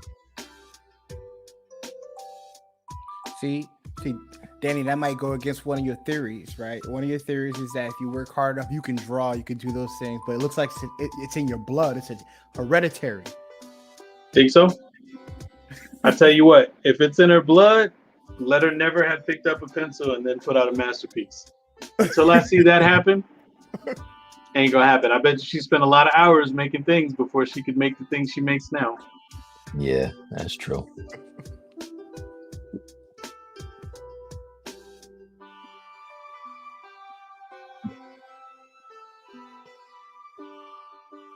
Danny, at Danny, my daughter's this is from Diablo. My daughter saw me drawing drawing at 3 years old and instinctively wanted to jump on my Wacom. Now she draws all the time. That's awesome. Nice. Yeah, having the interest is the superpower, I think, to me. Yeah. Like I think you know, if you have the interest, cause like what's the Picasso quote? Like, you know, all kids love to draw. The trick is like getting adults to do it, or something like that. It's something. If you look up a Picasso kid drawing quote, it's something profound, or whatever. Or like everybody's born, or every child is born an artist, but you know, most people stop, or something like that. But basically, that idea, I think, is true. Yeah, my dad drew for magazines and stuff growing up. So I think it's genetic. Sure. I'm getting Danny started. Nah, you might be right. I don't know everything. You might be right. Hey, Danny, did you go do like career day at your kids' schools? I did a career day a couple of times, and the last time I did it for my middle daughter, I made a little version of her in ZBrush. Oh wow, that's dope. And brought it in and showed it, like showed some movies of me making it or whatever. That's awesome. Yo, the best thing about doing career day, like the artists are the rock stars when we go in there. They're used to people talking about, well, my dad is a financial consultant. And he's like, you come in there and start talking that art stuff, man, they perk right up. Yeah, the little, it's weird because it's like, if you're working on a project that they like, like at the time I was working on Skylanders and there were a lot of kids that were into Skylanders. Yeah. At that school, poor kids. Yeah. You know, but that was like a big deal. But really, it was just the art kids. Like you could see the kids that were interested in art. Yeah. Most of the other ones are just like, you know, that's great. And then, you know. You know, the only time it blew up in my face was I did a high school career day a couple years ago. At my daughter didn't even go there anymore. They just hit me up and were like, "Hey, can you come and do this thing?" And I said, "All right." And I was used to doing younger kids. So when I went in there, I'm all, just ready for the same reaction that I always get. And I start off with hey, does anybody like Marvel? And I pull up the portfolio. And this is like, I'm not even lying. 90% of the class was looking like this. They were all doing this on their screen. Wow. I was like, wow, I could not get their attention. Like I could have dropped the F-bomb and they would have just been straight up looking at their phones, man. I was like, all right. Well, children of the future. That's what I believe. I mean, to be fair though, right? I always wonder when I see like kids now and I'm like, oh man, you guys just don't understand anything, whatever. It's just old man shit, right? And I wonder how much of that is actually real and how much of it is just old man shit. Where it's, sorry, I don't know if I can curse on you. Old man stuff. Of course you can. No. Hey, listen, this is the late night Friday stream. You want to say shit up in here? Let me tell you something. You feel free, brother. That's what it is in here. You don't get that on the Pixelogic stream. This is the little extra stuff. But anyway. I mean, so I mean, it's like, I don't know. I struggle with that. I wonder how much of it is me being an old man, which is probably most of it. Yeah. And then how much of it is actually true? Because people romanticize old stuff, right? Like. Oh, 100%. 100%. So I went to, I think the last time I went to my old barber, I forgot where I was, right? Because I walked up in there and they had, some music playing that my son would listen to or whatever, and I just was on some you kids get off my lawn type shit that day, and I wasn't trying to hear it. I was like, you got some Biggie or something like that, and they're like, shut up, old man. You know what I mean? So I was just like, man, you kids today don't know about music. And I heard myself say something like that. Yep. I was like, yikes. What am I doing? I mean, it's all cyclical, right? Because it's like dudes our age. I remember when skinny jeans first became a thing. All my friends that I grew up with that we used to get yelled at. Well, we used to get yelled at, like, pull your damn pants up. Yeah. Yep. Now they're talking about, look at these kids with their skinny ass jeans or whatever. And it's like, it's just old people being old, I think. Yeah. Well, also on my part, there's a whole lot of hating, because I do remember seeing a group of kids. I don't remember the last time I've seen a fat kid. All the kids that are a kid. Put your hands down. Look, I went to I think I went to like a prom thing and took pictures for one of my kids, and dude, all the boys there had on skinny jeans, and they were all like, I'm telling you, nobody had an extra ounce of fat on them. So I was just like, yo, what happened to all the fat kids, man? Is that not a thing now? I mean, that's good. They're all healthy, right? Yeah, they're healthy, but I mean, how I look in there with a whole bunch of skinny kids. You're like, yeah, they're healthy, but I still don't like them. I don't like them. I don't like them. Not even a little bit.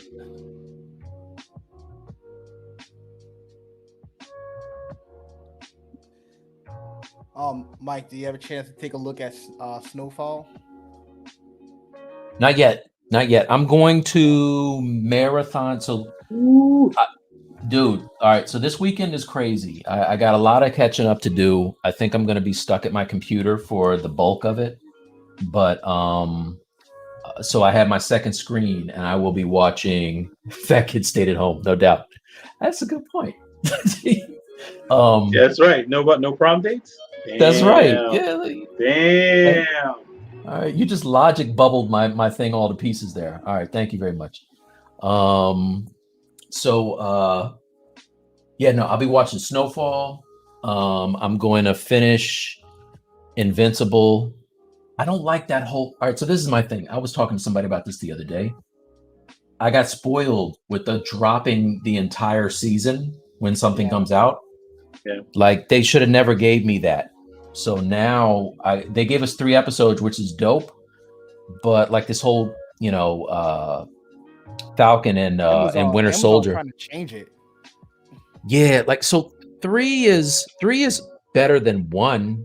Like the whole Disney Plus thing with the 1 episode of WandaVision and Falcon and whatever. That hurts, See, I like it actually. One of the old man things that I always talk about with my youngest is there's all these like classic movies that she starts out going, I don't want to watch. And then by the end of the movie, she's like, that was awesome. And sometimes I have to force her to put down her iPad, like at the beginning of the movie, like, no, just watch, you'll like it. And by the end of the movie, she's engrossed. And I do think that is a thing that has changed. I'm not saying it's bad or whatever, but the kind of character development you need for a real story. First act, you introduce the characters. Yeah. Second act, you get them in trouble. Third act, you get them out of trouble. Hopefully, along the way, people, were into it. It's hard to do that with kids nowadays. That's why I think Spider-Verse was. I mean, we all love it as brilliant, whatever. But they did exactly that, but in a way that worked for kids today. It was beautiful. Yeah. To that movie's so beautiful, man. I love that thing. It really is. So Danny, Latino said, literally just watched Snowfall all last week. Main character ought to play JoJo from Jodeci in a movie. Damn. That's a shot. That's a shot. Nation just said Invincible is the best animated superhero show I've ever seen. So wow, that's high praise, man. I love the Justice League Unlimited and all that other stuff. I gotta see.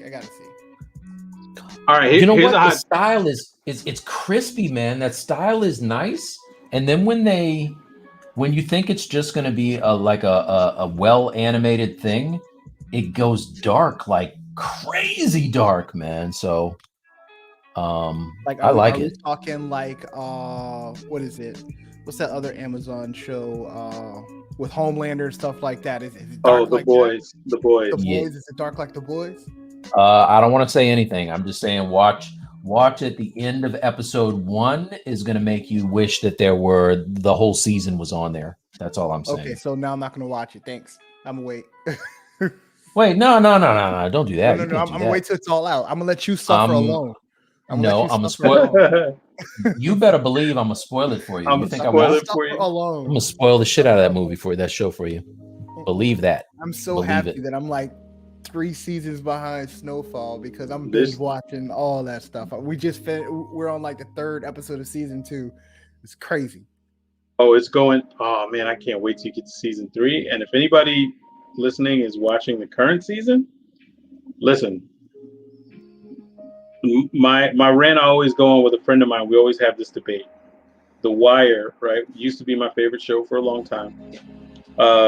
Then Breaking Bad came out, and I think Breaking Bad has better performances than The Wire. The Wire's performances, there's characters I love, but you took like regular Baltimore people and you put them right next to like trained actors, and it shows when you go back and watch it.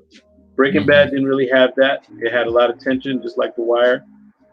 So I give Breaking Bad the nudge because it was just too consistent.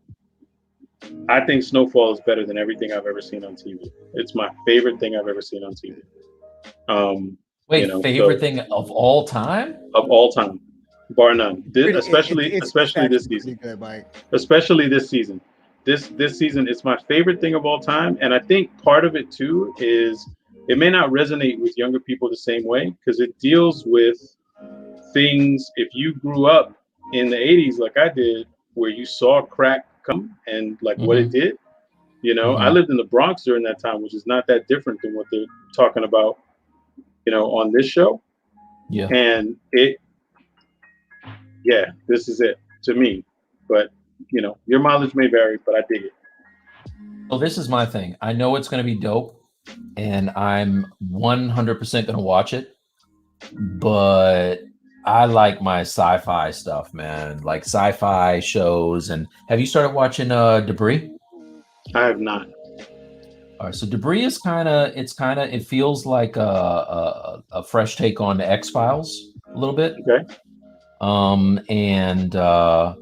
And the actors are I like the actors. I will tell you, I need for something new to happen, right? Because I watched the first 3 episodes and I felt like by the time I got to the 3rd one, I'm like, all right, I get it. I kind of know what's going on here. So, how X-Files would switch it up? Yeah. Like have a werewolf in one episode or whatever. Like this could give you a little more, I think. But then they have the larger conspiracy, like the cigarette smoking dude and all that pop up every once in a while. Yeah.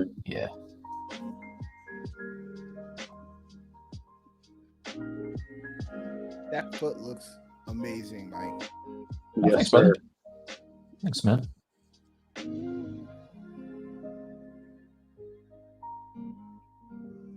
It's funny because it's all going to be covered up with the alien goo. So yeah, this is just my ADHD kicking in hard.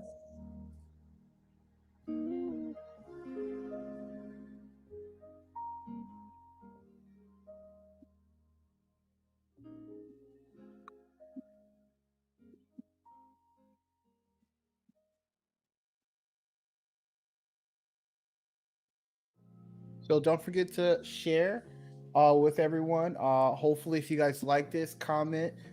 Make sure if you want to keep it going like this in this format, shoot Mike a message on Facebook, Instagram, all these networks to see if you guys want to keep it like this format. I'm sure if you guys want us to come back and facilitate like this, Mike will make it happen. My friends in high places.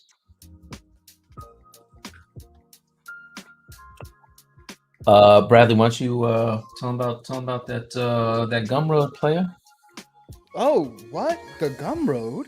We're gonna talk about the Gumroad. So make sure if you guys haven't had a chance to pre-order Anti-Venom on Gumroad. That Mike it's special pricing, limited time. Just so you guys know, that everything that you do helps Mike to be able to keep the channel going, keep getting guest people on the stream, provide free content. I'm pretty sure some of the trade secrets that you guys want to see Mike do from a tutorial standpoint, you're going to find on the Gumroad. So please pre-order, grab it, share it, paid share for it. Don't take from it. Mike didn't land on Plymouth Rock. Plymouth Rock landed on Mike. Absolutely. Yeah, I put the link in the chat. But yeah, Brad is right. It's 25 now. When it comes out, it's probably going to go to 50 or 60, just because there's going to be more than 10 hours of content. The stuff that you guys see me doing in the ZBrush Live is a very small portion. This is going to go all the way from base mesh to finished dude, with all of the accoutrements on them. That's what they say in the hood, I believe. Danny, is that right? Accoutrement? Absolutely. The hoods of Paris. Yes, yeah, absolutely. Yeah.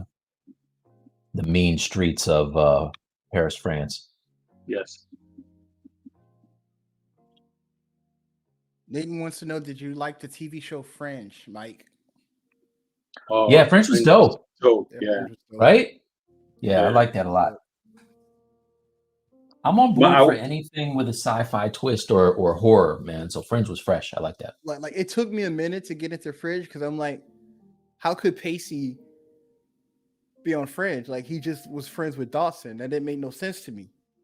What are you talking about? I don't know what that means. Dawson? Is that some Dawson's Creek reference? So the actor in Fringe was Pacey from Dawson's Creek. So he went from Dawson's Creek to that show. So it's hard to take him seriously because he was just with Joey.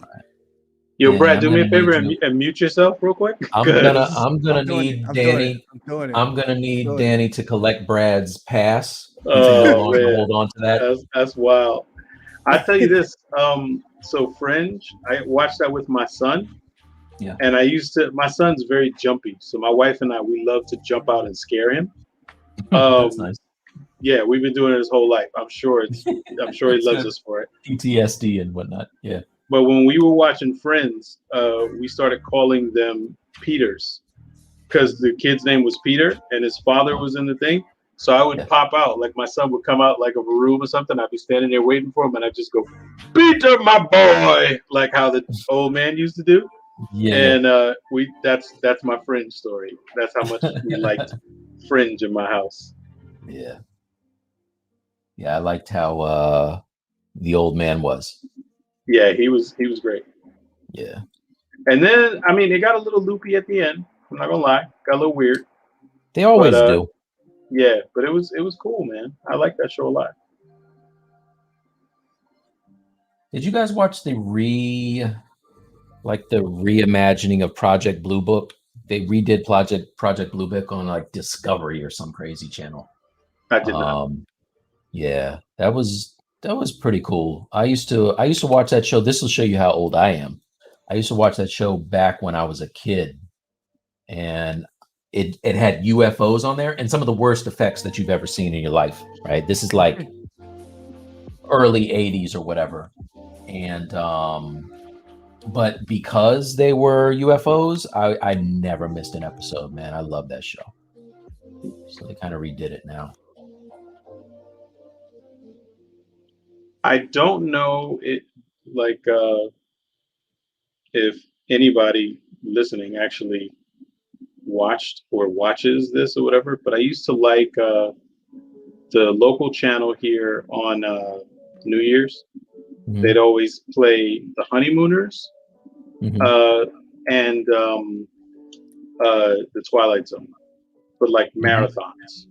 And I used to love the Twilight Zone marathons. The moon, and she didn't like that. She didn't like that at all, Danny. I mean, you know, that's abusive and not okay. Why would you do that?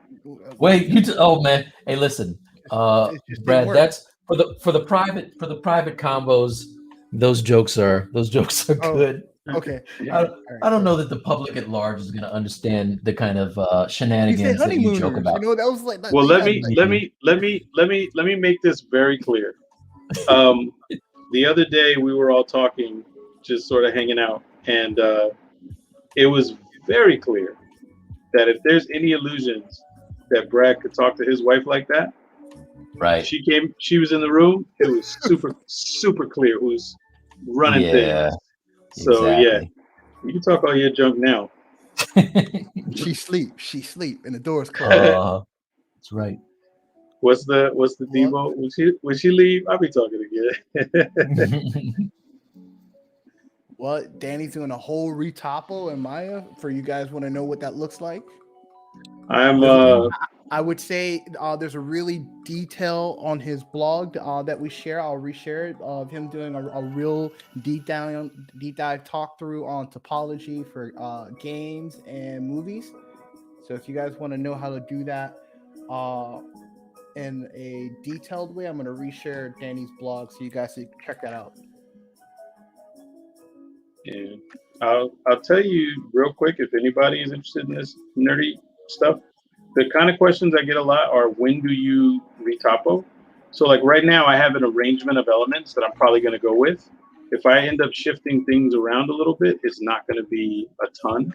It's just going to be a little bit, like nudging the ears a little bit or nudging the eyes a little bit. Once I get to that point and I want to make really clean edges and stuff, I think that's where having a good topology can really help, like a nice base mesh sort of. So at that point, I just come in here and make a quick base mesh. But the key to making it fast, those videos that Brad is pointing you to, the key to making it fast is to try to work with big shapes first. So like, instead of worrying about all these little shapes, people do this and it makes like the Retopo go real slow. You know you're going to have all those edges, right? So instead, just look at the forehead as one big square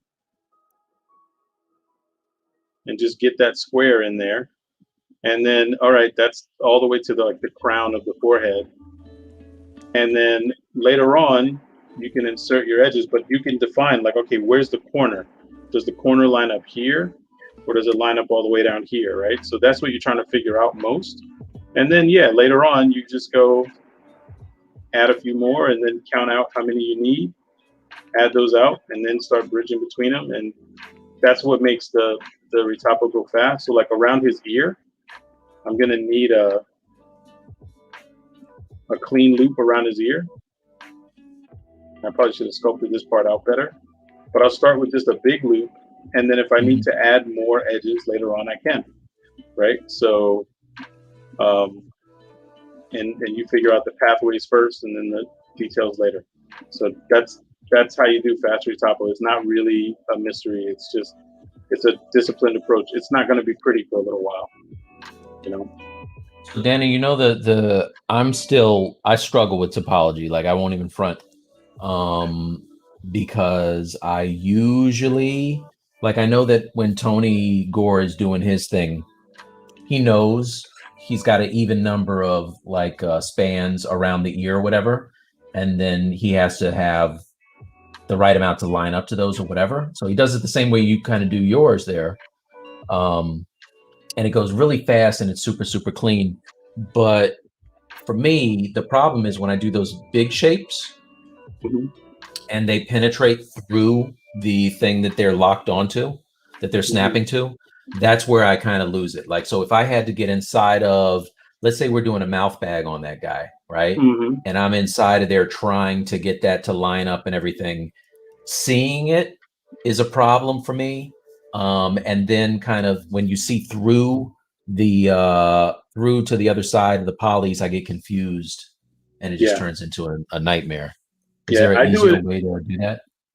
I would recommend maybe doing it in pieces. That's what I do sometimes.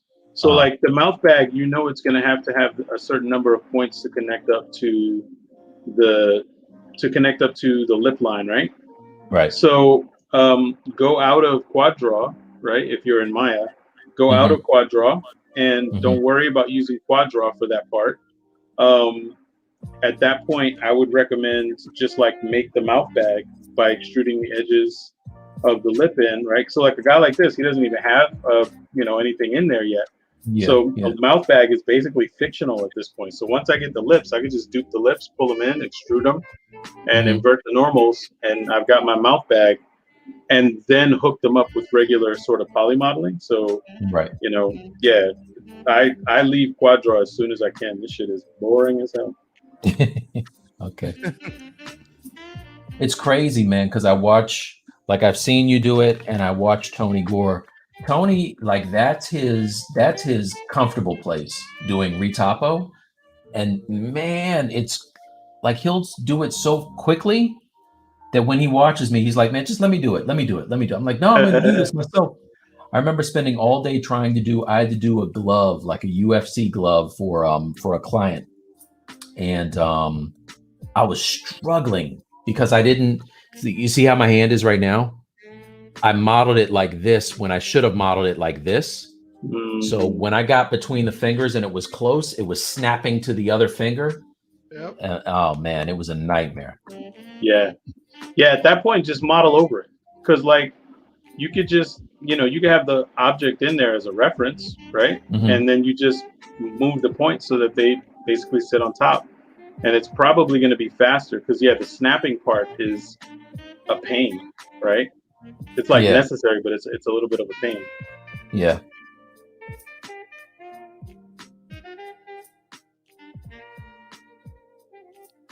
Good morning, everyone. If you're on the East Coast, just hang out with Mike and Danny. Brad. Super producer Brad. Make sure you guys like and share.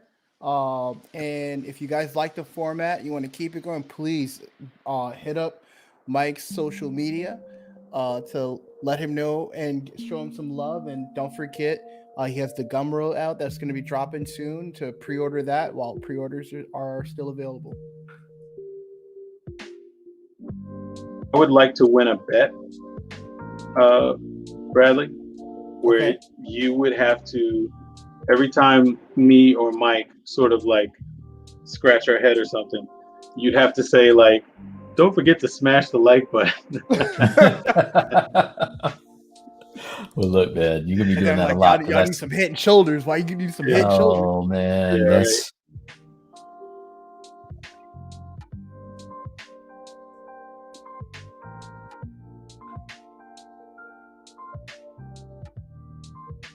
I think I need a What humidifier, games are you man. playing these days, Danny? I am playing Doom Eternal right now, and I'm eagerly awaiting the new God of War and the new Ratchet and Clank. Did you work on that one? No, you worked on the Spyro the Dragon re-release, right? No, I did Crash Bandicoot a couple of years ago. Crash Bandicoot. Yeah. Yeah. No. That was like one of my most fun. Certainly my most fun job in games, and that was like one of my most fun jobs ever. Nice. Yeah, that was. Did you like that more than Skylanders? Oh yeah, I hated working on Skylanders. Did you? Is it because there's so many guys, so many characters to do? No, I mean, in my opinion, it just wasn't well thought out. It was like there was no rhyme or reason to why some of the things looked different than some of the other things. And full disclosure, when I went to go work on that, I originally got hired to work on a different game that was a prototype game. And I gave my notice and I was ready to leave. And then like 2 days later, they called me and were like, hey, we're canceling that game that you were coming to work on.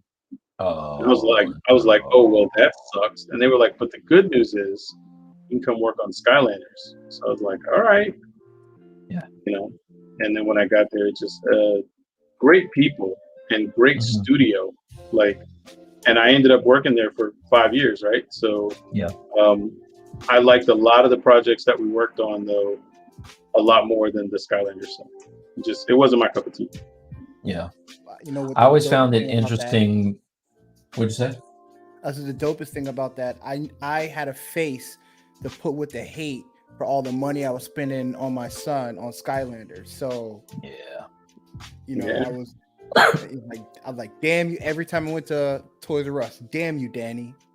You know what was funny about that though? So I had done a little bit of freelance work for and like just a very, very little for Disney Infinity. And I went out and interviewed with those guys, and I really wanted to take a job there. And the thing that stopped me was I didn't want to live in Utah. And my brother-in-law passed, and that's one of the big reasons that we ended up moving back to New York, to be closer to family again. And so everything just sort of lined up. And I did feel like when I was growing up, there was like Transformers, which were cool, and there were GoBots, which were the knockoffs. And I always felt like, man, I'm going to work for the GoBots of the Toys to Life, you know, thing, because I feel like Infinity is it. But I will say, I think the Skylanders games were more fun to me personally than the Infinity games. But the making the figures for the Infinity stuff, their whole thing, I don't know, if you're not familiar with what we're talking about, just look up Disney Infinity lineup and the number of properties. There's a guy named John Diesta who was in charge of like unifying the look of everything, and I just think he did such an amazing job of, because the properties those things come from, even the ones that are animated, forget the Pirates of the Caribbean and all that stuff too, but even the ones that were animated, they don't look like they should belong in the same world, and he unified them with those big planes on the characters. And I thought it was just genius, man. That's one of my favorite art direction things ever, you know. I used to collect the figures. Like, I didn't care about the game, but I went and got a lot of the figures because they were beautiful to look at, man. I have a few of them back here behind me. I just wish they were bigger. You know what I mean? Like, I was talking to Shane Olson and was just like, dude, these look so good. Are they ever going to be released as just like maybe a 10th scale or something like that? That's just going to look bigger on my desk. And he said they thought about it. They kicked the idea around, but ultimately they didn't do it. Yeah, they definitely, I don't know, man, they definitely had some cool stuff going. I will say there were some people who understood the business model a lot more than I did for Toys to Life at the company I went to go work for. And they told me, hey, in about a year, less than a year and a half, we don't think Infinity is going to be viable anymore, because they understood like the manufacturing costs, and they were like, we just think it costs too much to make their toys. Right. And I'm thinking it's Disney, they've got money for days, like, you know, and it's a free commercial for all of their new properties. And I was like, I don't know if these guys know what they're talking about. I swear, almost like a year to the day. And I was so shocked when I heard that. I was like, oh my God. And then all those dudes, you know, Shane and all those guys or whatever, immediately I started thinking about all of them. But they've all landed pretty well, you know, which is great. I just remember hearing that Best Buy had all the characters that I wanted, and they were all marked down to like half price. And I just ran to Best Buy, and I remember scooping up a ton of those guys, man. I got my Black Panther. You couldn't tell me nothing.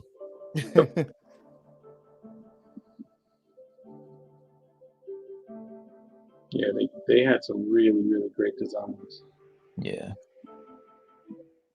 Speaking of Black Panther, you guys know what they're gonna do with that character yet? The new movie? Nah, I don't know. It's a tough act to follow, man. Well, I mean, I'm wondering if they're gonna go the comic book route. Where Shuri becomes? I don't know. I heard a really interesting theory. So they've made allusions to Namor, right? Like there's an earthquake off the coast of Wakanda or whatever, in one of the Avengers things, right? The last thing Killmonger says, "Bury me in the ocean with my ancestors," blah blah blah. Yeah. They listen to his wish. He has a burial at sea. His body is retrieved by Namor, and he's revived.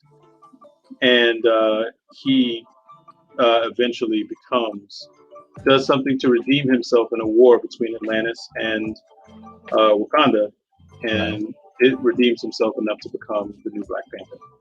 That's a theory I heard. It would be it'd be pretty cool. I don't know.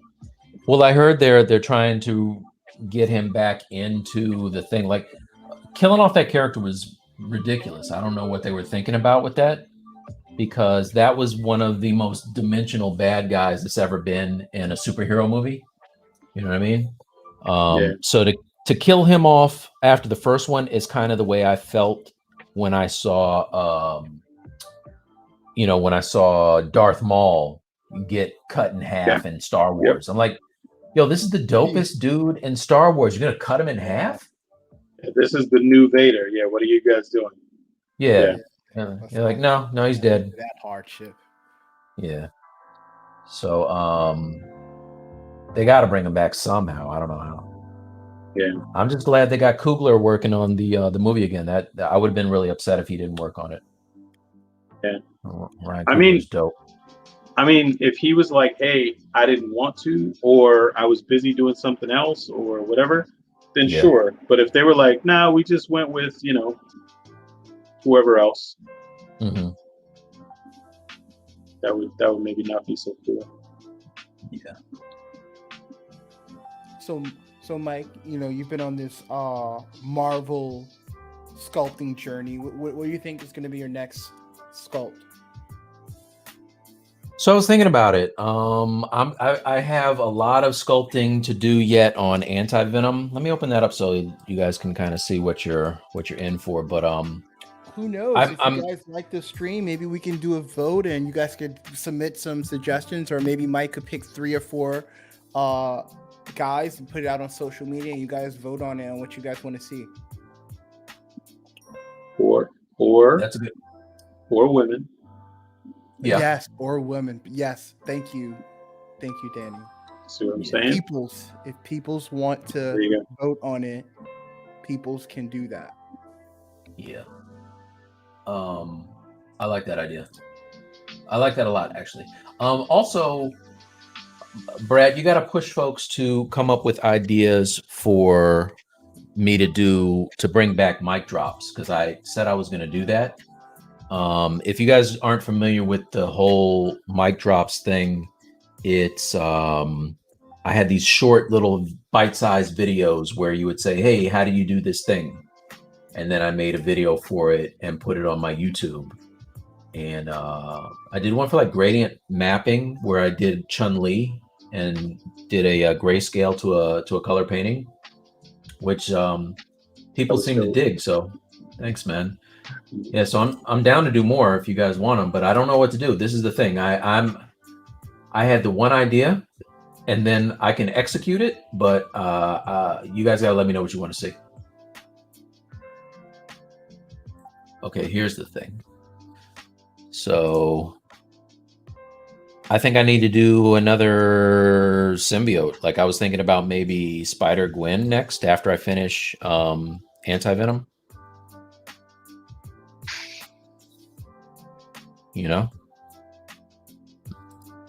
Maybe. I don't know enough about the comics. Was she actually one in the comics too? Yeah. Yeah. She becomes Nice. Spider. Nice. Yeah. So you guys are gonna have to tell me, Brad and Danny, when you start to feel it. And we can wrap up, and maybe I can. If we get enough likes on this, you guys,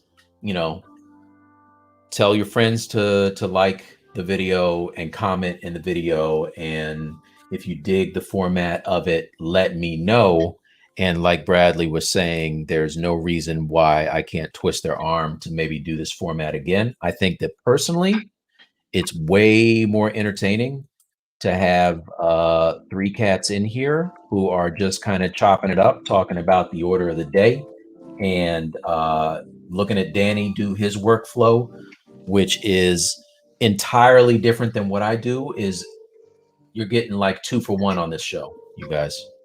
So I don't know why you wouldn't want more of this. You know. So let me know. We'll get them back.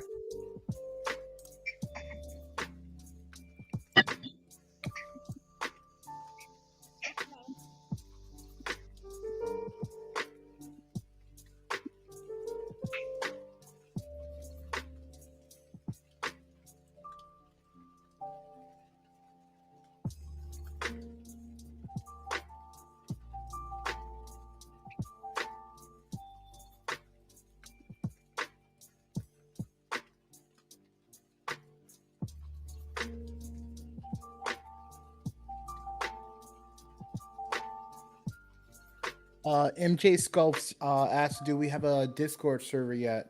That would be dope." We need to work on that, right? Work on that next. Yeah. Thanks for the thumbs up, Comics Legend. Absolutely. I want to do something for the folks that have been coming in consistently too. I mean, there's definitely cats that I see here every time I stream, and I think that's pretty amazing. So, you know, Bradley, let's figure out a way after we get out of here that maybe I can thank these guys somehow.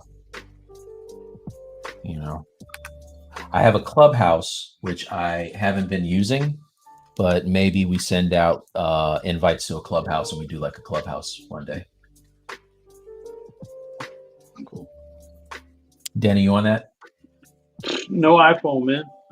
I'm old man Android, but I do have an iPad. I do have an iPad, so I need to get on it. That's how I did it. I don't have an iPhone. I got an Android, Samsung. Back face.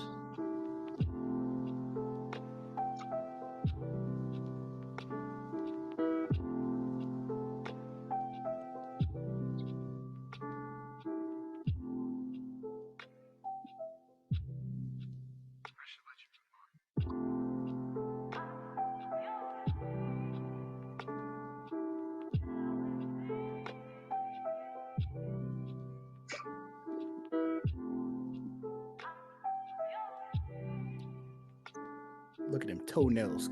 Got them ugly feet. Mm-hmm.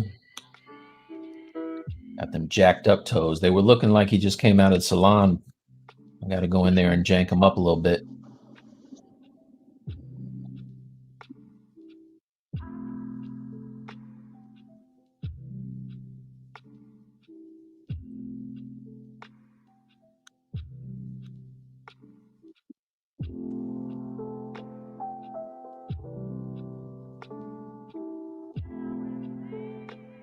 King Kong versus Godzilla comes out soon, right? Next week? I think so. Nice. What do you guys think about the last Godzilla movie? I don't even know if I saw it. That's the It was the one that had 7 of 11 or 11 of what's the 11 was on there? The girl from Stranger Things. Yeah, I definitely didn't see it. No.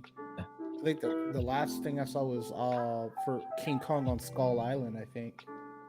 Oh yeah, well they have both of them on HBO Max. You should watch the last one. It's the monsters look dope. The storyline is crazy, but the monsters look pretty dope. MJ Scopes just said, "Mike, I've been lurking in here listening most of the time while setting up my new 3D printer. How you liking the Mono X?" Nice. Well, I will let you know, my friend, because I just got the last component that I needed, which was my what's it called? Mean Green from Amazon. I was watching Uncle Jesse with his alcohol alternatives, and I got that because Brad, I know you said I could get the alcohol, but in an apartment, and I wanna see what this smells like. You know, I don't want some harsh chemical smells. But yeah, I got my resin. Good to go. Is that the one you have? That printer? Yeah, I have the Mono X as well. Yeah. Also, Slug just asked, how about a painting tutorial? Yeah, Do dude. that.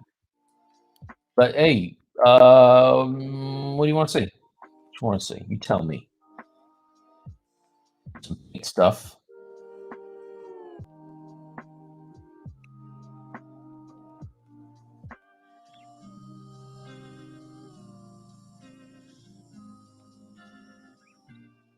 Oh, and also attentive earlier, in case you missed it, Danny was doing some paintings earlier in the video, so you can always go back and watch that too. Danny's also he's not gonna be vocal about it because Mike's here, but Danny's also a very talented, skilled 2D artist as well. Not like Mike though. Oh no. No, Danny gets Mike. Can you tell him? Stop. Danny is on some bull S, you guys. Okay. He's on that bull S. Hey, listen. We had this conversation too, but so was Iverson. All right. Look, we had a conversation. Earlier. I'm not going to get into it because it went down a rabbit hole about apples and oranges. Let's just say they both taste delicious. So, you know, we all doing our thing. The difference between me and Danny is he has all of his dope ass paintings on Vimeo where you can see him doing from nothing to finish. Yeah, well, that's what I want to see you do. I want to see you develop something like that and like talk about your process. I almost care less about the subject matter and more about you talking about like, you know, here's the part where, you know, I'm sort of struggling a little bit, or, you know, this is where I know I need to go grab some reference, or, yeah, you know, like all the, because to me, it's those little things. When you find yourself in a similar spot, yeah, you can go, oh, what did Mike do here? Wait, Mike, you know what's crazy? Tell me you don't just go on Corel and just press the digital painting button? Yeah, I hit make painting now. You don't hit make painting. I thought you just hit the make painting button. No? Yep. That's how it goes. Yeah. I like the process, man. Like I like watching process videos. I would love you know, watching those things, just because, you know, just like you said, Danny, it's maybe you're gonna find something that's done a different way than what I do it, that's gonna save me time. So that's fresh. Yeah. You know, it's very weird because I don't get a whole lot of love on digital paintings on Instagram. Like for right now, I'll post up on Instagram a whip of like a real early whip of just a digital sculpt, and I'll get, you know, 10 times the positive feedback of a finished painting in the same space. Like for whatever reason,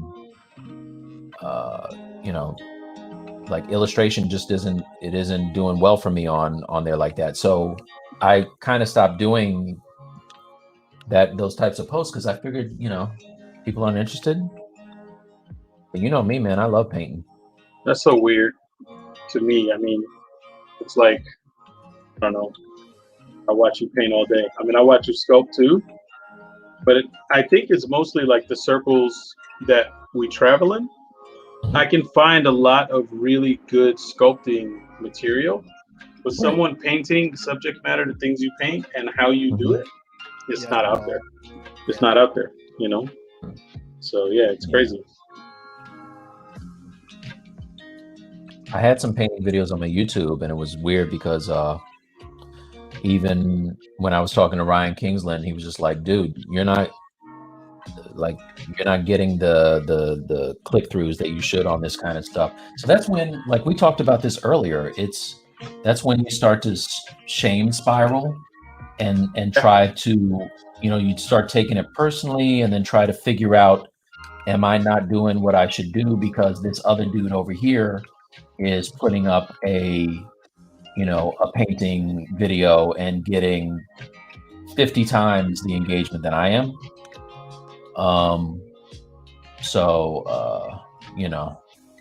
I don't know. That's something we should have. Like we need to have a whole show about that kind of stuff.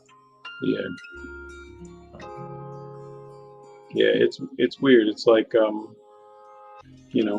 it's easy to trick yourself.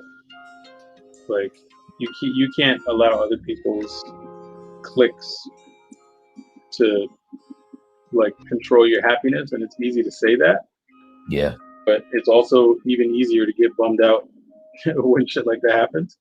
Yeah. Yeah. Especially if you put a lot of time into it. It's like, what am I doing? Yeah. That's the thing. Like when we were talking about the NFT stuff earlier, that's the thing I keep hammering into people. Like, if you do it and really try to do it, but recognize it for what it is, that sort of financial instrument part of it. And realize it has little to do with your artistic ability. Like, it's not a real art gallery. It's not really about art or whatever. And once you realize that, man, it becomes a lot easier to sort of just go, all right, I'm gonna throw caution to the wind and see what happens. Yeah, exactly. Yeah. It's easy though to, feel like you're that last kid being picked for gym though, when you see people around you blowing up. And, it's one thing for you to say, like, you called it. It has nothing to do with the art. It really doesn't. But for a lot of us, when we saw what was going on and first realized that people are spending money for something that is not even a physical thing, they're paying for that token. They're not really paying for the art, but they're like, all right, well, I can do that. And then when it doesn't happen, you're like, well, damn, how come I can't do that? Well, everybody I know that's like thinking about starting it, right? Yeah. They go through the different stages of denial where they start talking themselves off the ledge of, what I guess you could make an argument that, like, should you be chasing it if it's just financial anyway? Is it worth it to do that or whatever? To which I would answer, looking at the people who have had success, and I don't even mean the Beeples or Grissettis or Ben Maros or whatever. I mean the people that are having moderate success, right? That are just like, hey, this is something where somebody will be able to buy a car or a new computer or something like that. Dude, go do that. Go do that. Yeah. That's fine. Yeah. And if no one ends up buying it, you have to remember the audience. It's not like, in the movies when you see people at art galleries and it's like, really people like fur coats and shit and they're all hoity-toity. You know what I mean? And it's like, it's not those people even. It's not the people looking. It's really like a lot of people with cryptocurrency, so it would be like a bunch of like Wall Street dudes walking into a gallery and just going like on their cell phone. Yeah, give me that one over there. Yeah, give me that one over there. Yeah, give me that one over there. Because they're just looking to park their money. It's not, it has nothing to do with you. I say all that, but if I do it and my piece doesn't sell, I'm going to be all Mike. Like, they don't love me, Mike. Right. Why don't you love me? Yeah, this sucks. It's true, man. Like you as an artist, we put ourselves out there. You know what I mean? Like, and you want people to love you. Like, it's all acceptance. We want, just like if you're an actor or a singer or whatever, you don't want to be that guy who has a concert and then looks out at a whole bunch of empty seats. So it's the same thing with art. It's also subjective that it's very easy to take it personally, Yeah. It's there's an episode of Inside the Actors Studio with Dave Chappelle on it. I'm sure we've all seen the clip or whatever, but he has a thing on it where he's talking about his dad. And he says a thing, I'm probably butcher it, but it's like, he was talking to his dad, and his dad was like, I don't know if you should be a comedian, son, because you probably won't make it. And he said, Dad, well, that depends on what you call making it. You're a teacher. You put food on the table. You make sure we have roof over our head. If I could do comedy and I get that out of it, I made it. It's not about being famous. And he said that's the moment his father gave him his blessing. Like, if you keep that attitude, you go do it, Nice. And it's like, I love that. I love that. Yeah. Yeah, it's perspective.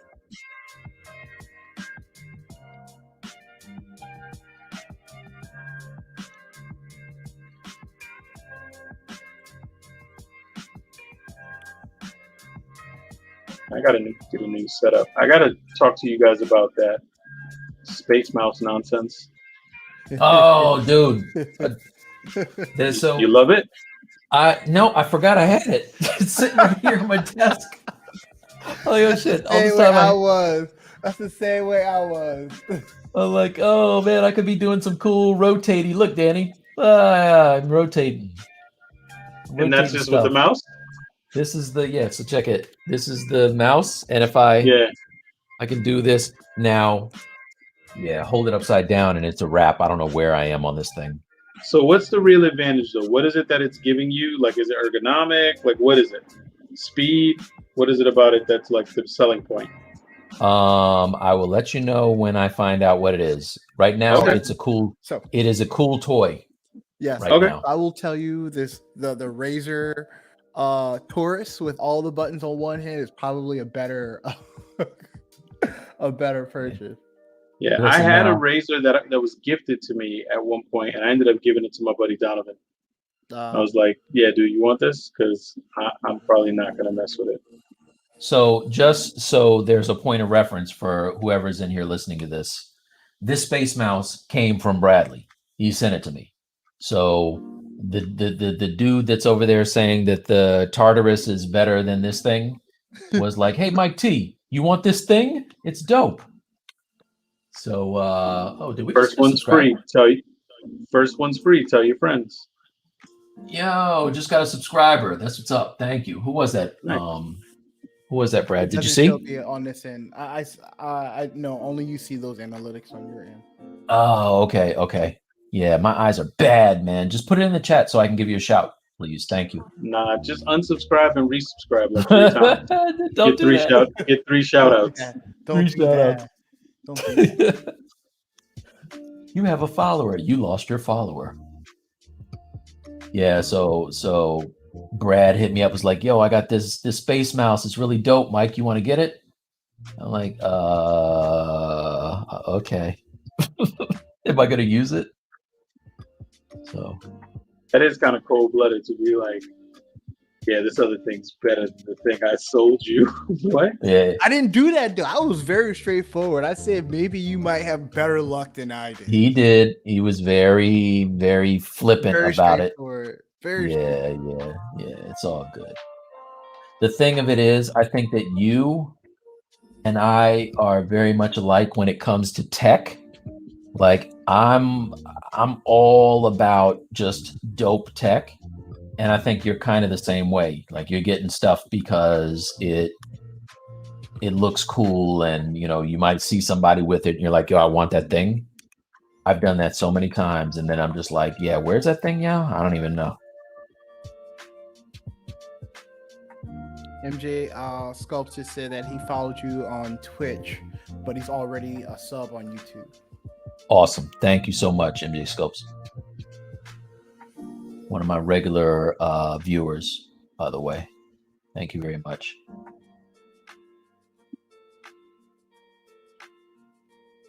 Listen, if we get this thing down, figured out, we might have some kind of incentive for cats to put comments in and subs and things like that. We'll have some little giveaways and things, make this into a real ass thing. It's as real as you want it to be, Mike. It's very real. If you build it, they will come. Yeah. You guys ever see that dude with the wrestling?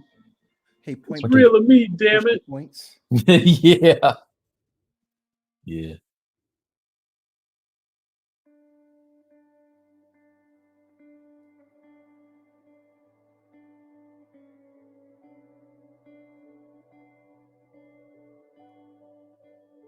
You know, Danny, you know what I don't see a lot of that you do? I don't see you do a lot of XGen work. So how do you go about your hair process and stuff like that? Slowly, slower than a lot of other people who are better at it than me. There it is. Yeah, but there's two paths, right? There's the XGen and the XGen interactive groom. I still use XGen, like old school XGen more. Shout out to my buddy Charles Ellison at DreamWorks, who is an XGen master. He was the modeling supervisor on the Trolls movie, where it's like they're like 99% hair. Nice. And man, that guy has some tricks for making that stuff look wonderful in very few steps. Does he have any online tutorials or anything? I don't think so. Okay. I don't think so. I know he teaches well, now no one teaches at a brick and mortar, but I think he was teaching at Art Center, and I think he teaches online at like I think it's Annam School. Okay. But yeah, he's amazing, and I think in both of those classes, it shows you his whole process. So if you have a chance to learn from somebody like that, dude, take it. He's a genius. Dude, I see the stuff you guys do with XGen. It's insane. I saw on somebody's IG yesterday, there was in the feed, there was this girl who I could have swore it was a real girl, but then he had the wireframe.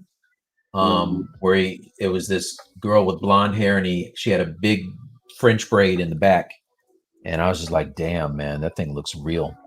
It's crazy.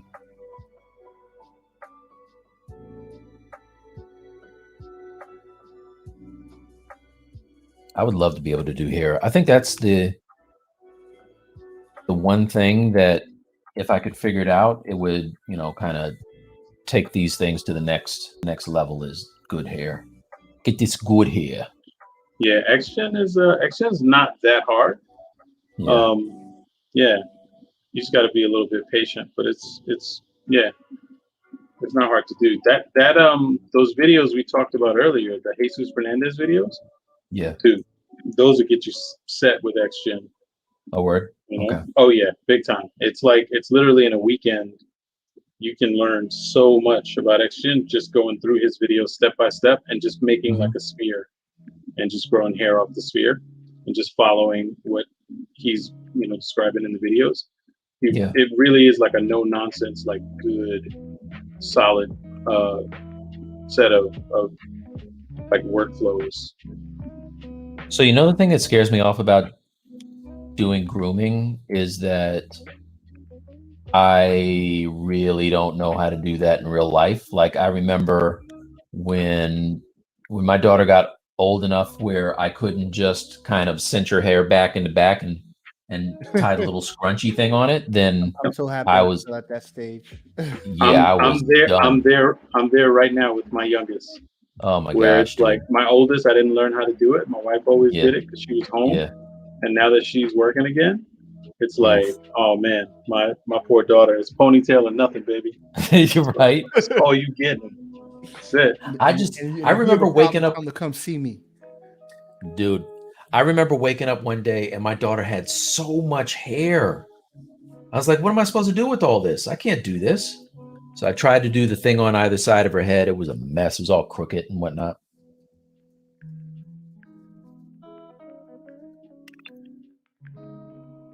So I would do that with actual XGen because I wouldn't know how to do hair there either. See, but that's what it's one of those things, right? Like where I don't think sometimes people know what they know. Mm-hmm. The fact that you understand that, hey, that's going to be an obstacle because I don't have the understanding in the real world. Mm-hmm. Even that idea is more advanced than I think a lot of people who just go, well, I'm just going to dive in and learn it from the tool side, not the understanding side. And then the tools are just the tools. Yeah. And it's like, that's how you get, like, in my opinion, like deep understanding by applying like that. It's why you were able to jump from, making dope illustrations of comic book people to making dope sculptures of comic. You're applying a lot of the same knowledge, just in a different way.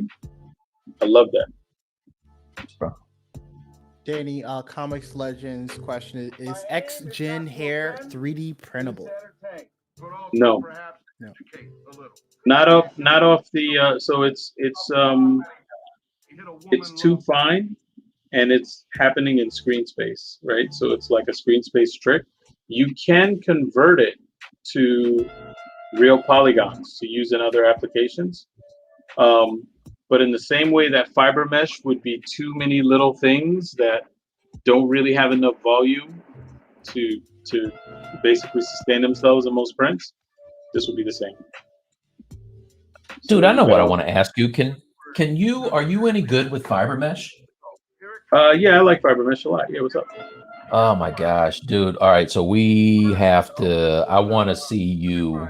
So here's the thing. Walk me through it. You can learn fiber mesh, you can learn XGen.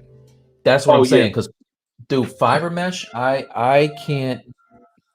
I try to do it, and the hair when I start grooming just turns into a tremendous mess. Yeah. So yeah, I'm gonna watch you do to use the regular move brushes that you normally use, and just like forget some of those other brushes. That's been what has helped me with it. Oh yeah. Yeah. And or turn down, like they're all too strong by default. Yeah. I don't know if you feel that way, Brett. But also too, it's always important to remember with ZBrush that like when you have like brushes like that are like fiber brushes or whatever, there's no such thing. They're all just the same brushes. It's just some of them have different features turned on and off. Right. And it's like if you understand what the features are, you're all set. You know.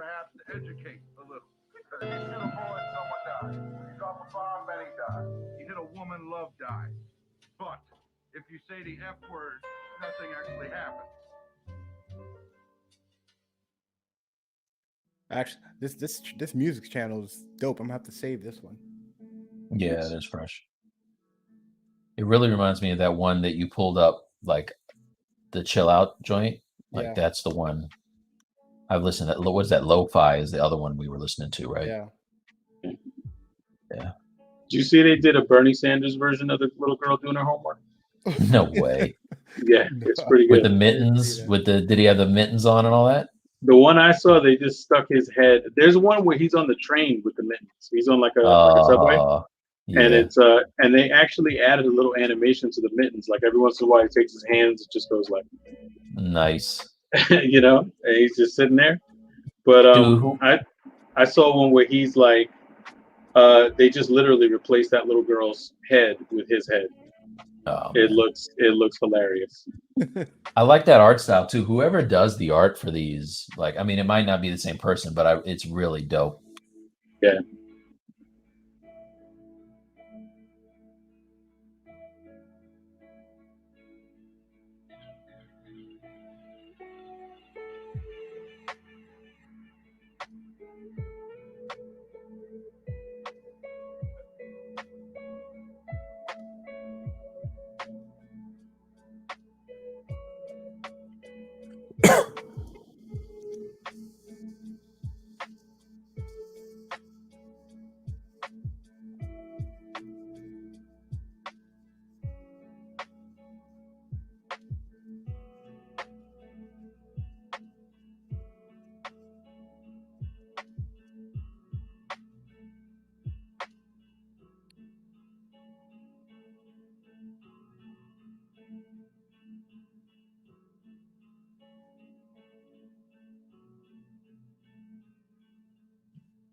Danny went hard on the Retopo.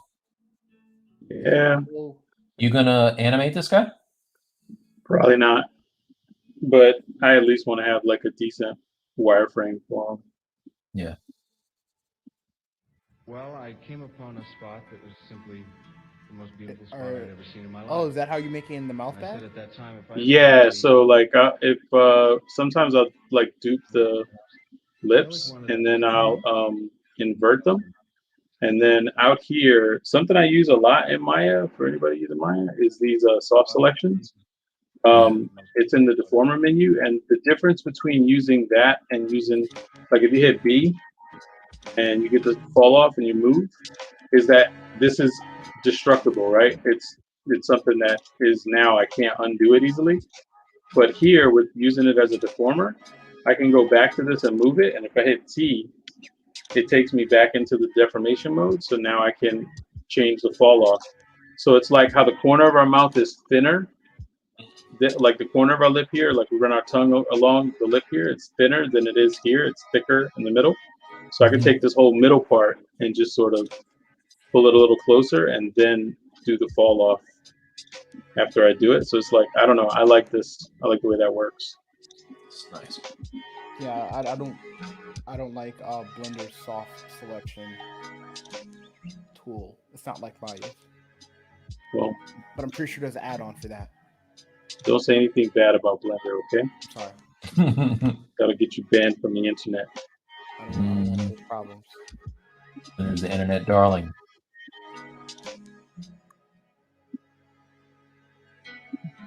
Hey, look, ever since I saw that Love, Death, and Robots, I was like, okay, now I got to start actually looking at this thing. You know, it used to be like a time that you were able to tell if something was created in Blender versus Maya. Now you can't tell anymore. You know, I've seen a lot of like illustrators really gravitating heavily towards Blender recently. Just today, do you guys know Ryan Lang? Used to be at Disney. He posted some hard op stuff that he was doing, which looked really great. And there's another dude, DreamWorks guy named Rad Seacrest. He's been doing it. Marco Bucci has been putting out a lot of like really cool like Blender tutorials for illustrators and stuff on YouTube. Yeah, that's the thing you showed me that got me open. Yeah, it's dope, man. There's a lot of dope shit in Blender.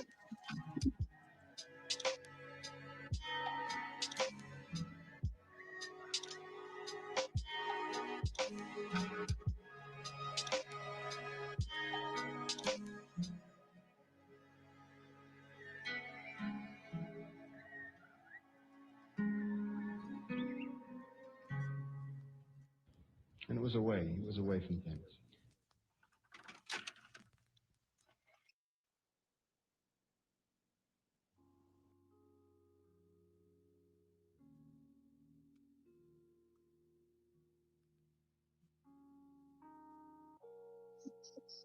All right, what do you guys say we do, what, another 15, 20 minutes or so, and then call it for the night? I'm starting to get tired, you guys. Works for me. All right. And if you guys who are watching enjoyed the format, please let me know. And I will, twist these guys' arm to see when they're available again to come back. I really think that this is the move right here.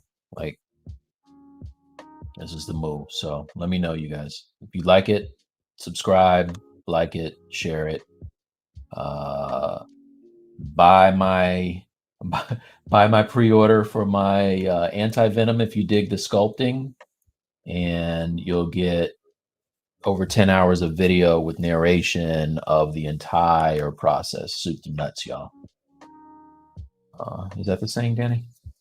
I think so. Yeah, I think so too. Danny, I just wanted to say that. Spanky Nation said I started using Blender just over a week ago after using Maya and 3ds Max for 20 years. I feel like I'm working with mittens on, but it's amazing results for free. Yeah, and it's there's so much stuff, like especially if you look into some of the add-ons, like there's so much stuff that like I can't think of a good way to do it easily in Maya. And I'm the same way. I've been using Maya since it was in beta. And it's like, I know Maya fairly well. And it's like, I can't justify anymore not learning the software. It feels like the future. But yeah, I can relate. It feels really weird at first. Oh, Danny, I meant to tell you. So you were asking about the pros and cons of the 3D Space Mouse? Yes. I heard it's dope in Maya. Yeah? Yeah. Like that's the one thing ZBrush has added. I think in the latest update, they really take advantage of it. That's why they promote it on the what is it, the 16.2 patch or whatever. 21.6.2 patch, but in Maya, it's supposed to be a time saver, and you just turn down the settings, the sensitivity, so you don't just fly all over the place with it, and it makes it easier to control. Nice. Yeah. MJ Sculpt says, "This is awesome. Can't wait to see this blow up."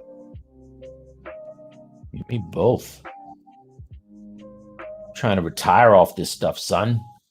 Share with your friends, invite them, tell them to come play, ask questions. That's right. Gladly piggyback on the popularity of guest host tonight.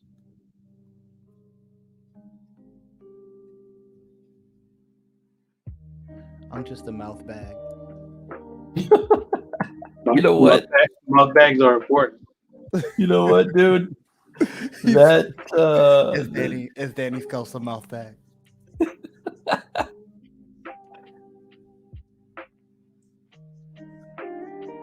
You know who else was a mouth bag?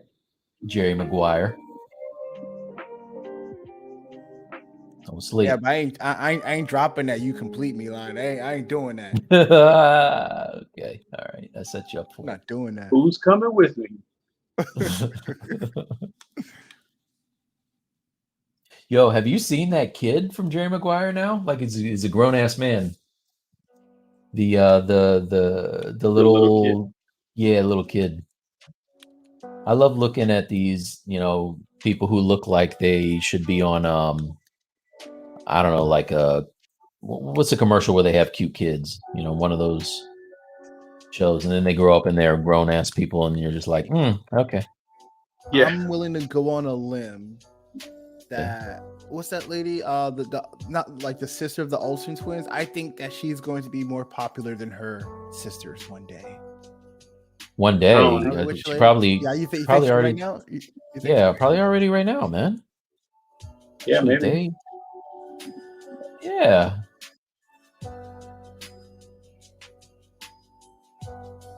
So she was a baby when they were doing that show. I guess she wasn't even born yet, right? She's much younger than them, I think. She said on one of the making of featurettes that she remembers being on the set of Full House when her sisters were on Full House. Uh-huh. So she was around, but I think she was like, so to think that I would be making fun of shows like that, or we would be dramatizing shows like that, or whatever, for WandaVision, she was like, that was weird. Uh-huh.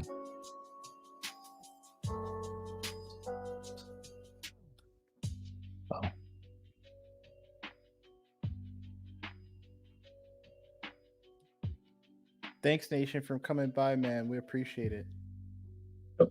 Mountain, thank you. I mean, for coming again, for real. Like, I have a few hardcore supporters that have been here damn near every time I do a stream, and that means a ton. So, appreciate you.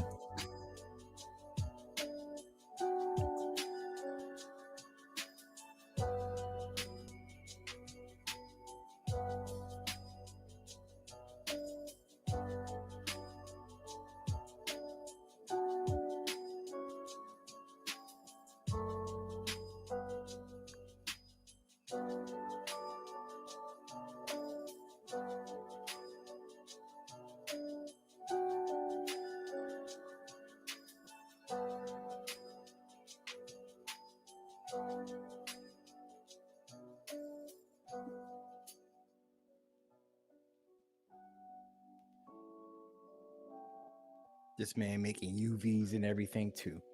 All right. Before you bring it back into ZBrush, you might as well have everything.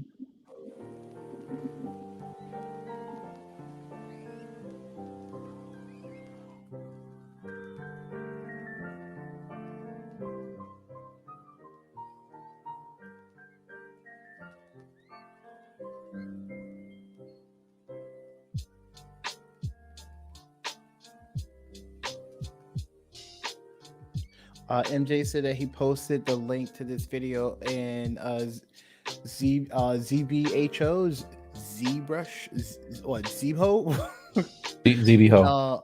ZBHO and Dojo Discord earlier too. So Oh yeah. Cool. Well, thank you.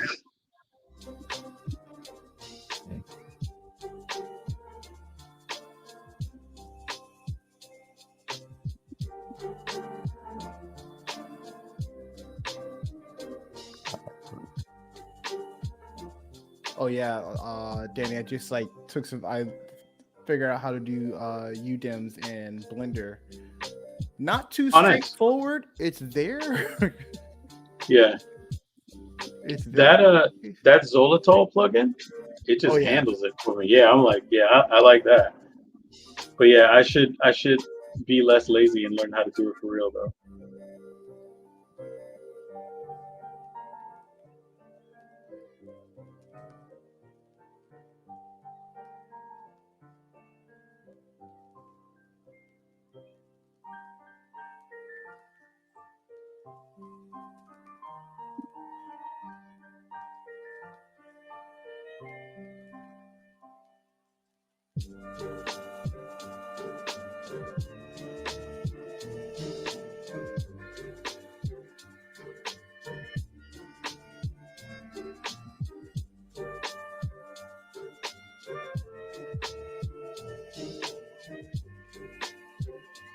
Danny, you just chilling with the family this weekend? Relaxing, or you got stuff to do? No, man. During COVID, we don't do shit around here. We play a bunch of board games and video games and nice. Watch movies and all that. So my youngest, man, she is itching to get out of the house, and it's like, don't worry, baby, it's coming soon. Yeah, totally. At least you guys got shots, okay? In Florida, I'm still waiting for the elderly and the medical and the police officers. In Florida, you got the other kind of shots. Shot. shot. Yeah, that's it. That's all you got. Exactly. Yeah. Yo, I found out that being my age means nothing as far as these shots go. I'm going to be grouped in with the teenagers and general public, and I was like, what the hell, dude? Like, I can't, I feel like I'm old enough that I should get a little bit of preferential treatment. They're like, nah, son. You know who got her shot this week and I didn't? My daughter got her shot. Like, how'd you do that? She works in a restaurant, so she's allowed to get shots. Yeah, it's so they're saying everybody in the US, right, by May? Yeah. Eligible by May? Yeah.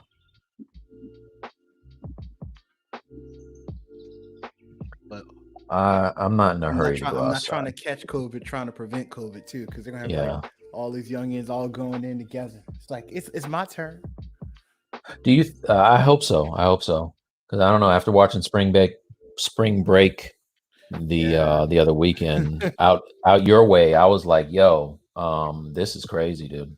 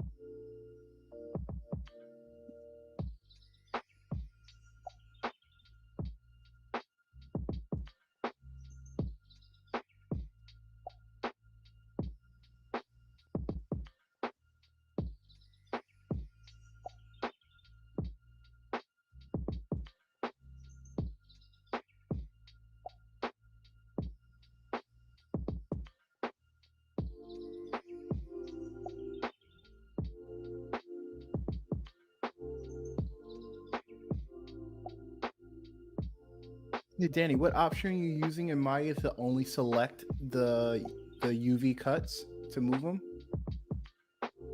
Just double click, like go into vertex mode and double click it. Okay. Yeah, that That should do it.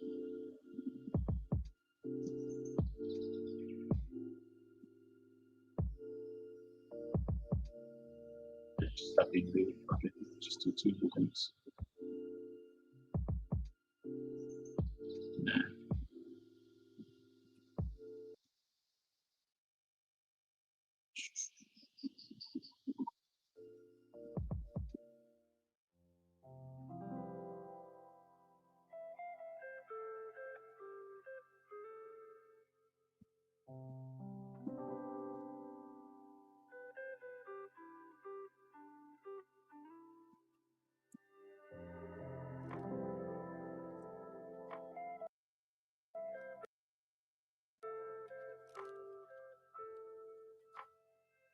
So what's your rationale in laying out the UVs like that? Right now, it's just try and get everything into a single UDEM. When I go to do a real texture pass, I might enlarge these and put them in multiple UDEMs. But it's prioritizing the face right now in a single UDEM, sort of old school video game style. I just want to have some UVs that I can relay out, but the UVs would be helpful for selection. And if I do decide to drop this into Substance really quick, having my own UVs rather than the Substance UVs would be helpful also. But yeah, I think this will do what I needed to do. And you don't have to. I mean, you don't have to have the UVs like mirrored like this. But I don't know. I find it to be helpful.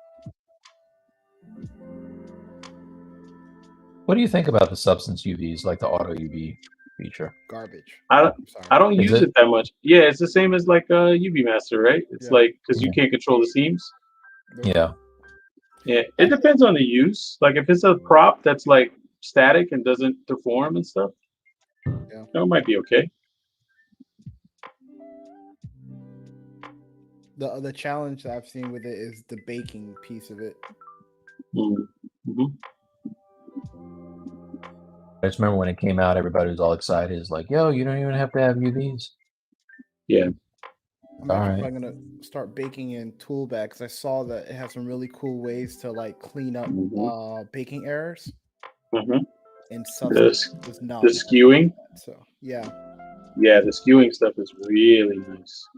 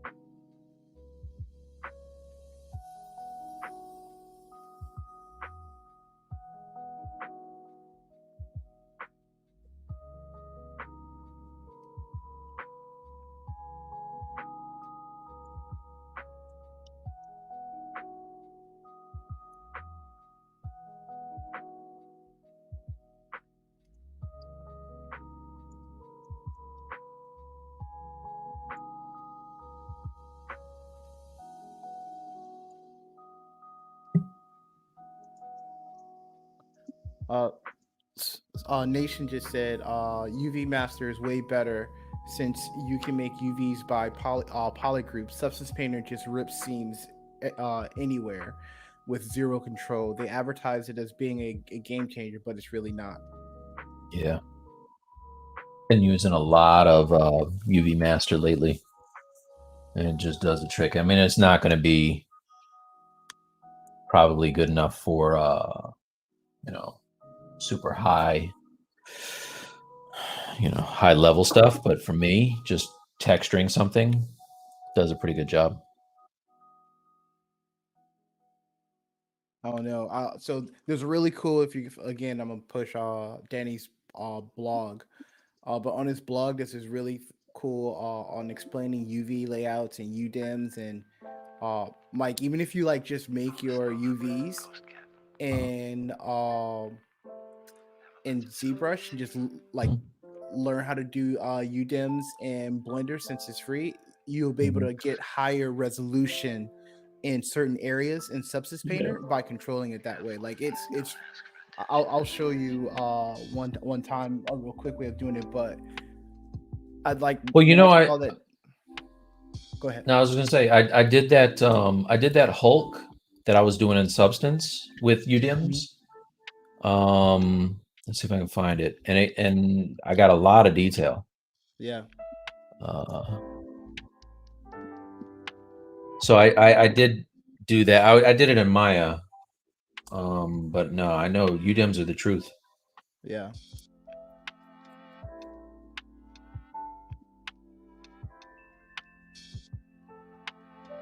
But like, I don't know, like when I was doing the thing I did for Sideshow, I just banged it out in there and got my textures looking pretty tight.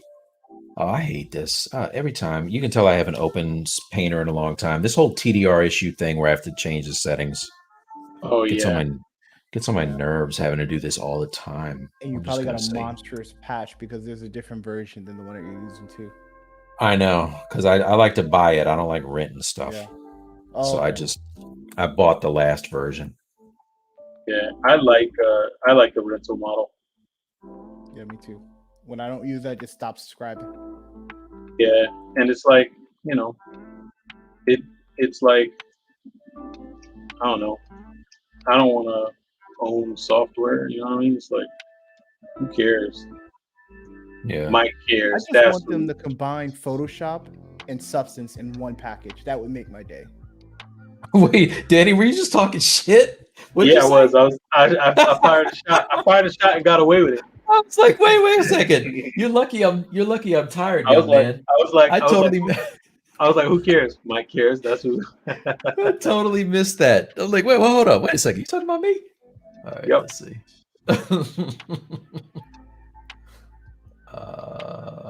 Let's see. Let's see if this thing even opens.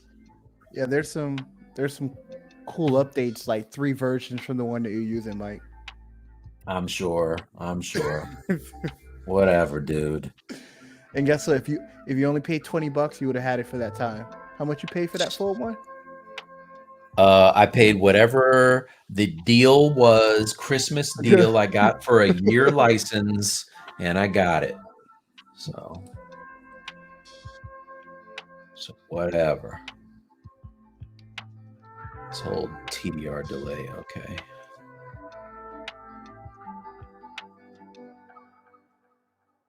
Oh, I should use my Space Mouse. Oh shit! Ooh, yeah, you got some real detail in there, man. Yeah. So, this is not even the. Oh, look! This tells you how long it's been since I've been in there. Let's see. Why can I not remember how to rotate the damn thing? You gotta. It's Alt. I think it's just like my alt left mouse.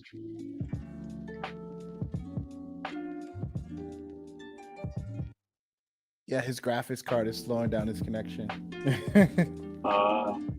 His face is frozen. You got that frozen face, Mike.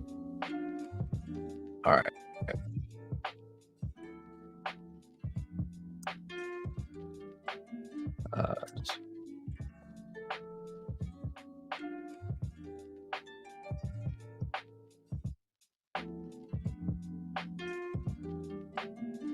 So it probably doesn't. Can you guys hear me now?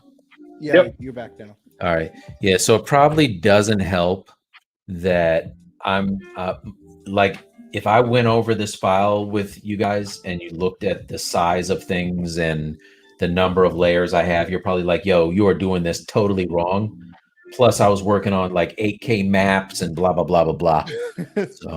So I'm sure that is a nightmare for whatever you have. But hey, listen, man, to put that in a movie. If it works, it works. yeah.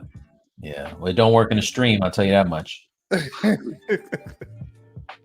I would love to do some keyshot stuff in a stream. I have people ask me all the time about keyshot renders, and I loaded up keyshot and was like fully about to do a walkthrough, and I went from this to like, yeah,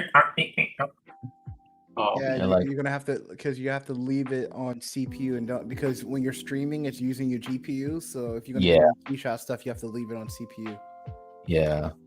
I even had it on GPU and it was not trying to work with me. So you gotta get that Threadripper life. Jeez.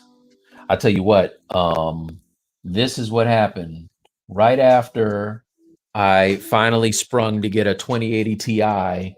I got a call from Mr. All Night who was like, yo, Mike, I got a 30, what were you, the 3080 or the 3060? What you got a 3090? Yeah. Yo, I got this 3090, Mike. You trying to get it? I was like, no, I'm done, dude. I'm done. Tapping out. Hey, if I were you, I would be looking for a used 2080 Ti and just SLI in it together. That's all you really need for your what? So I have two of them? Yeah, because the VRAM, you'll have 22 gigs of VRAM. I got a friend who was trying to do the SLI connection and was having a rough time. Now he had a Threadripper, so maybe that's why he was running into issues. But we both are, we both had the Ryzen system, so I don't know. I think I'm just gonna call it on my system, dude. I spent a grip on 128 terabytes of RAM and was like, okay, this is going to be the thing. I know. I was like, this is going to be the thing that makes it so that I can, do whatever the hell I want to do. And I open up Keyshot and it does the same janky stuff that it was doing before. I'm like, great.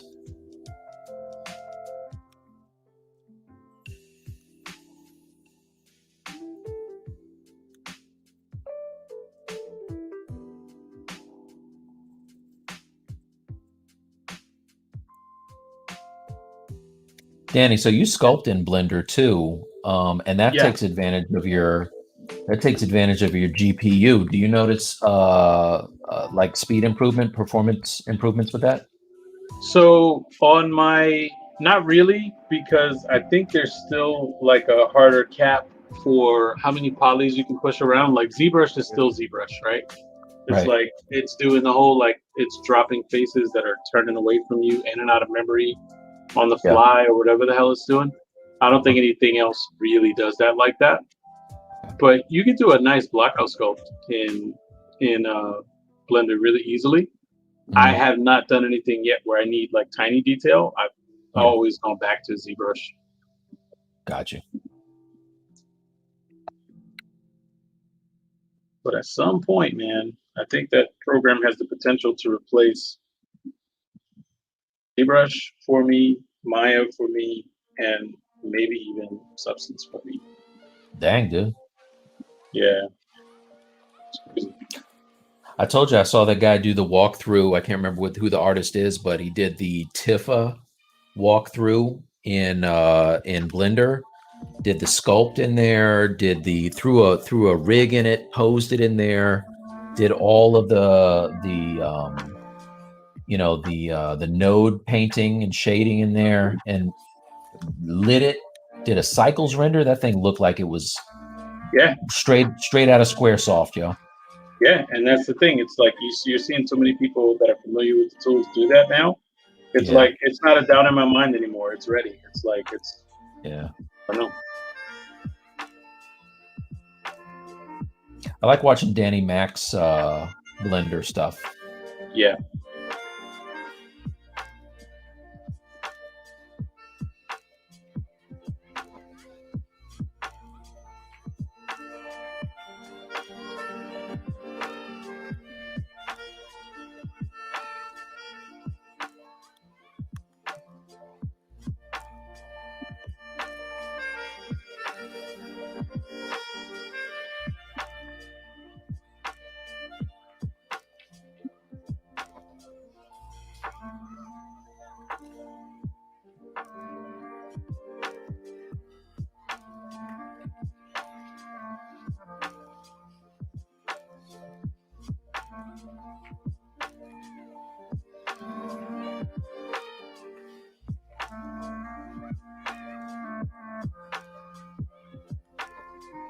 Brad, how you liking the StreamYards?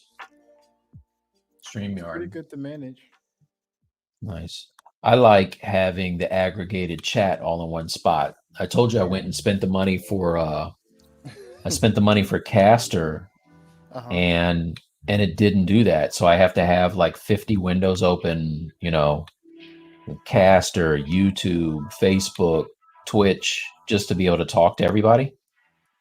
Like, that's kind of weak. The good news is I have a year subscription to it, so yeah.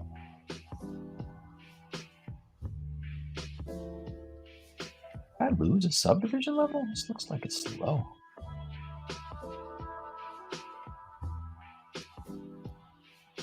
Oh, I guess not.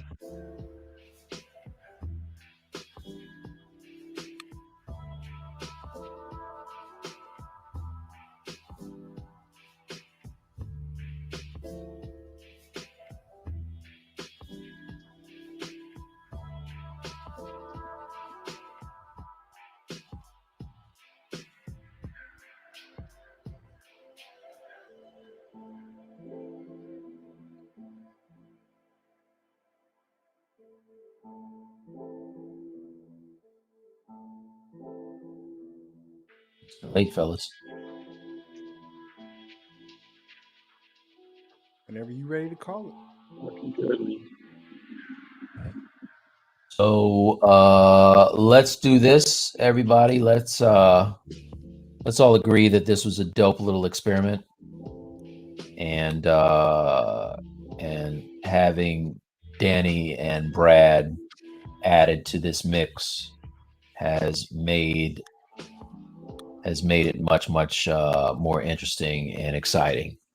So please do me a favor, if you're still in here, if you're watching this at a later date, please comment, subscribe, share, and let the fellas know how much you enjoy them joining me. Give them a lot of love. Brad, can you post up links to you and Danny's ArtStation, please? And give these guys a follow. If you're not following me on all my social media, give me a follow. Definitely subscribe to the YouTube and Instagram and all that. And we will, if we get enough appreciation, we'll figure out how to make some more of these streams. Everybody in here, we're all we're all professionals in the industry, which means that our schedule is crazy. We had a little brotherly tiff because we had stuff to do to plan for this, and yours truly got so locked up that I almost brought the train to a halt. So everybody's busy. Everybody's busy. We had to hug it out and keep the party going. But yeah, man, this was fun. The music is dope. The conversation is dope. Company is fresh, and the artwork, Danny, is like par excellence, man. So I've known Danny for a long time, and I've always been a fan. We got a mutual respect for each other. So I think that's why this is so natural. 100%. Yeah. Thank you for inviting me, man. This was Thanks, great. MJ. Great. Yeah. Thank you, man. Thank you. And everybody that's given those comments in the chat. Thank you. Thank you for hanging in here. You guys have been here for a minute, man. So that's a whole lot of love. So Brad too is the guy who keeps it all going, man. You need the dude who's actually behind the scenes. I'm calling him the wizard from now on. He's the wizard, and he's behind the curtain, making sure that that everything runs smoothly. So please give Brad a big thanks, and Danny, and we'll see about doing this again, I think. Yeah. All right. All right. So on that note, fellas, yeah, you guys wanna sign out? Yeah, man. Thank you guys for all watching, listening to some dudes blabber about what they love. So yeah, definitely this was send great. it to Mike's. Hit him up on his social medias. Let him know. Don't forget about the Gumroad. Yeah. We got that posted at the bottom there. So there's a link to the Gumroad. If you enjoy what you see, if you like the sculpting, if you feel like, hey, I could do that, for $25 you can pre-order the video, which will be more when it comes out later, and I'd be happy to add you to the list of friends which have purchased my first venture. All right, you buy enough, I'll do more content. So all right, fellas, let's call it, and I will talk to you guys later, and everybody who's in here. I will be having another mic drops next week, I think. So yeah, everybody be easy, have a great weekend, and stay safe. See you, everybody.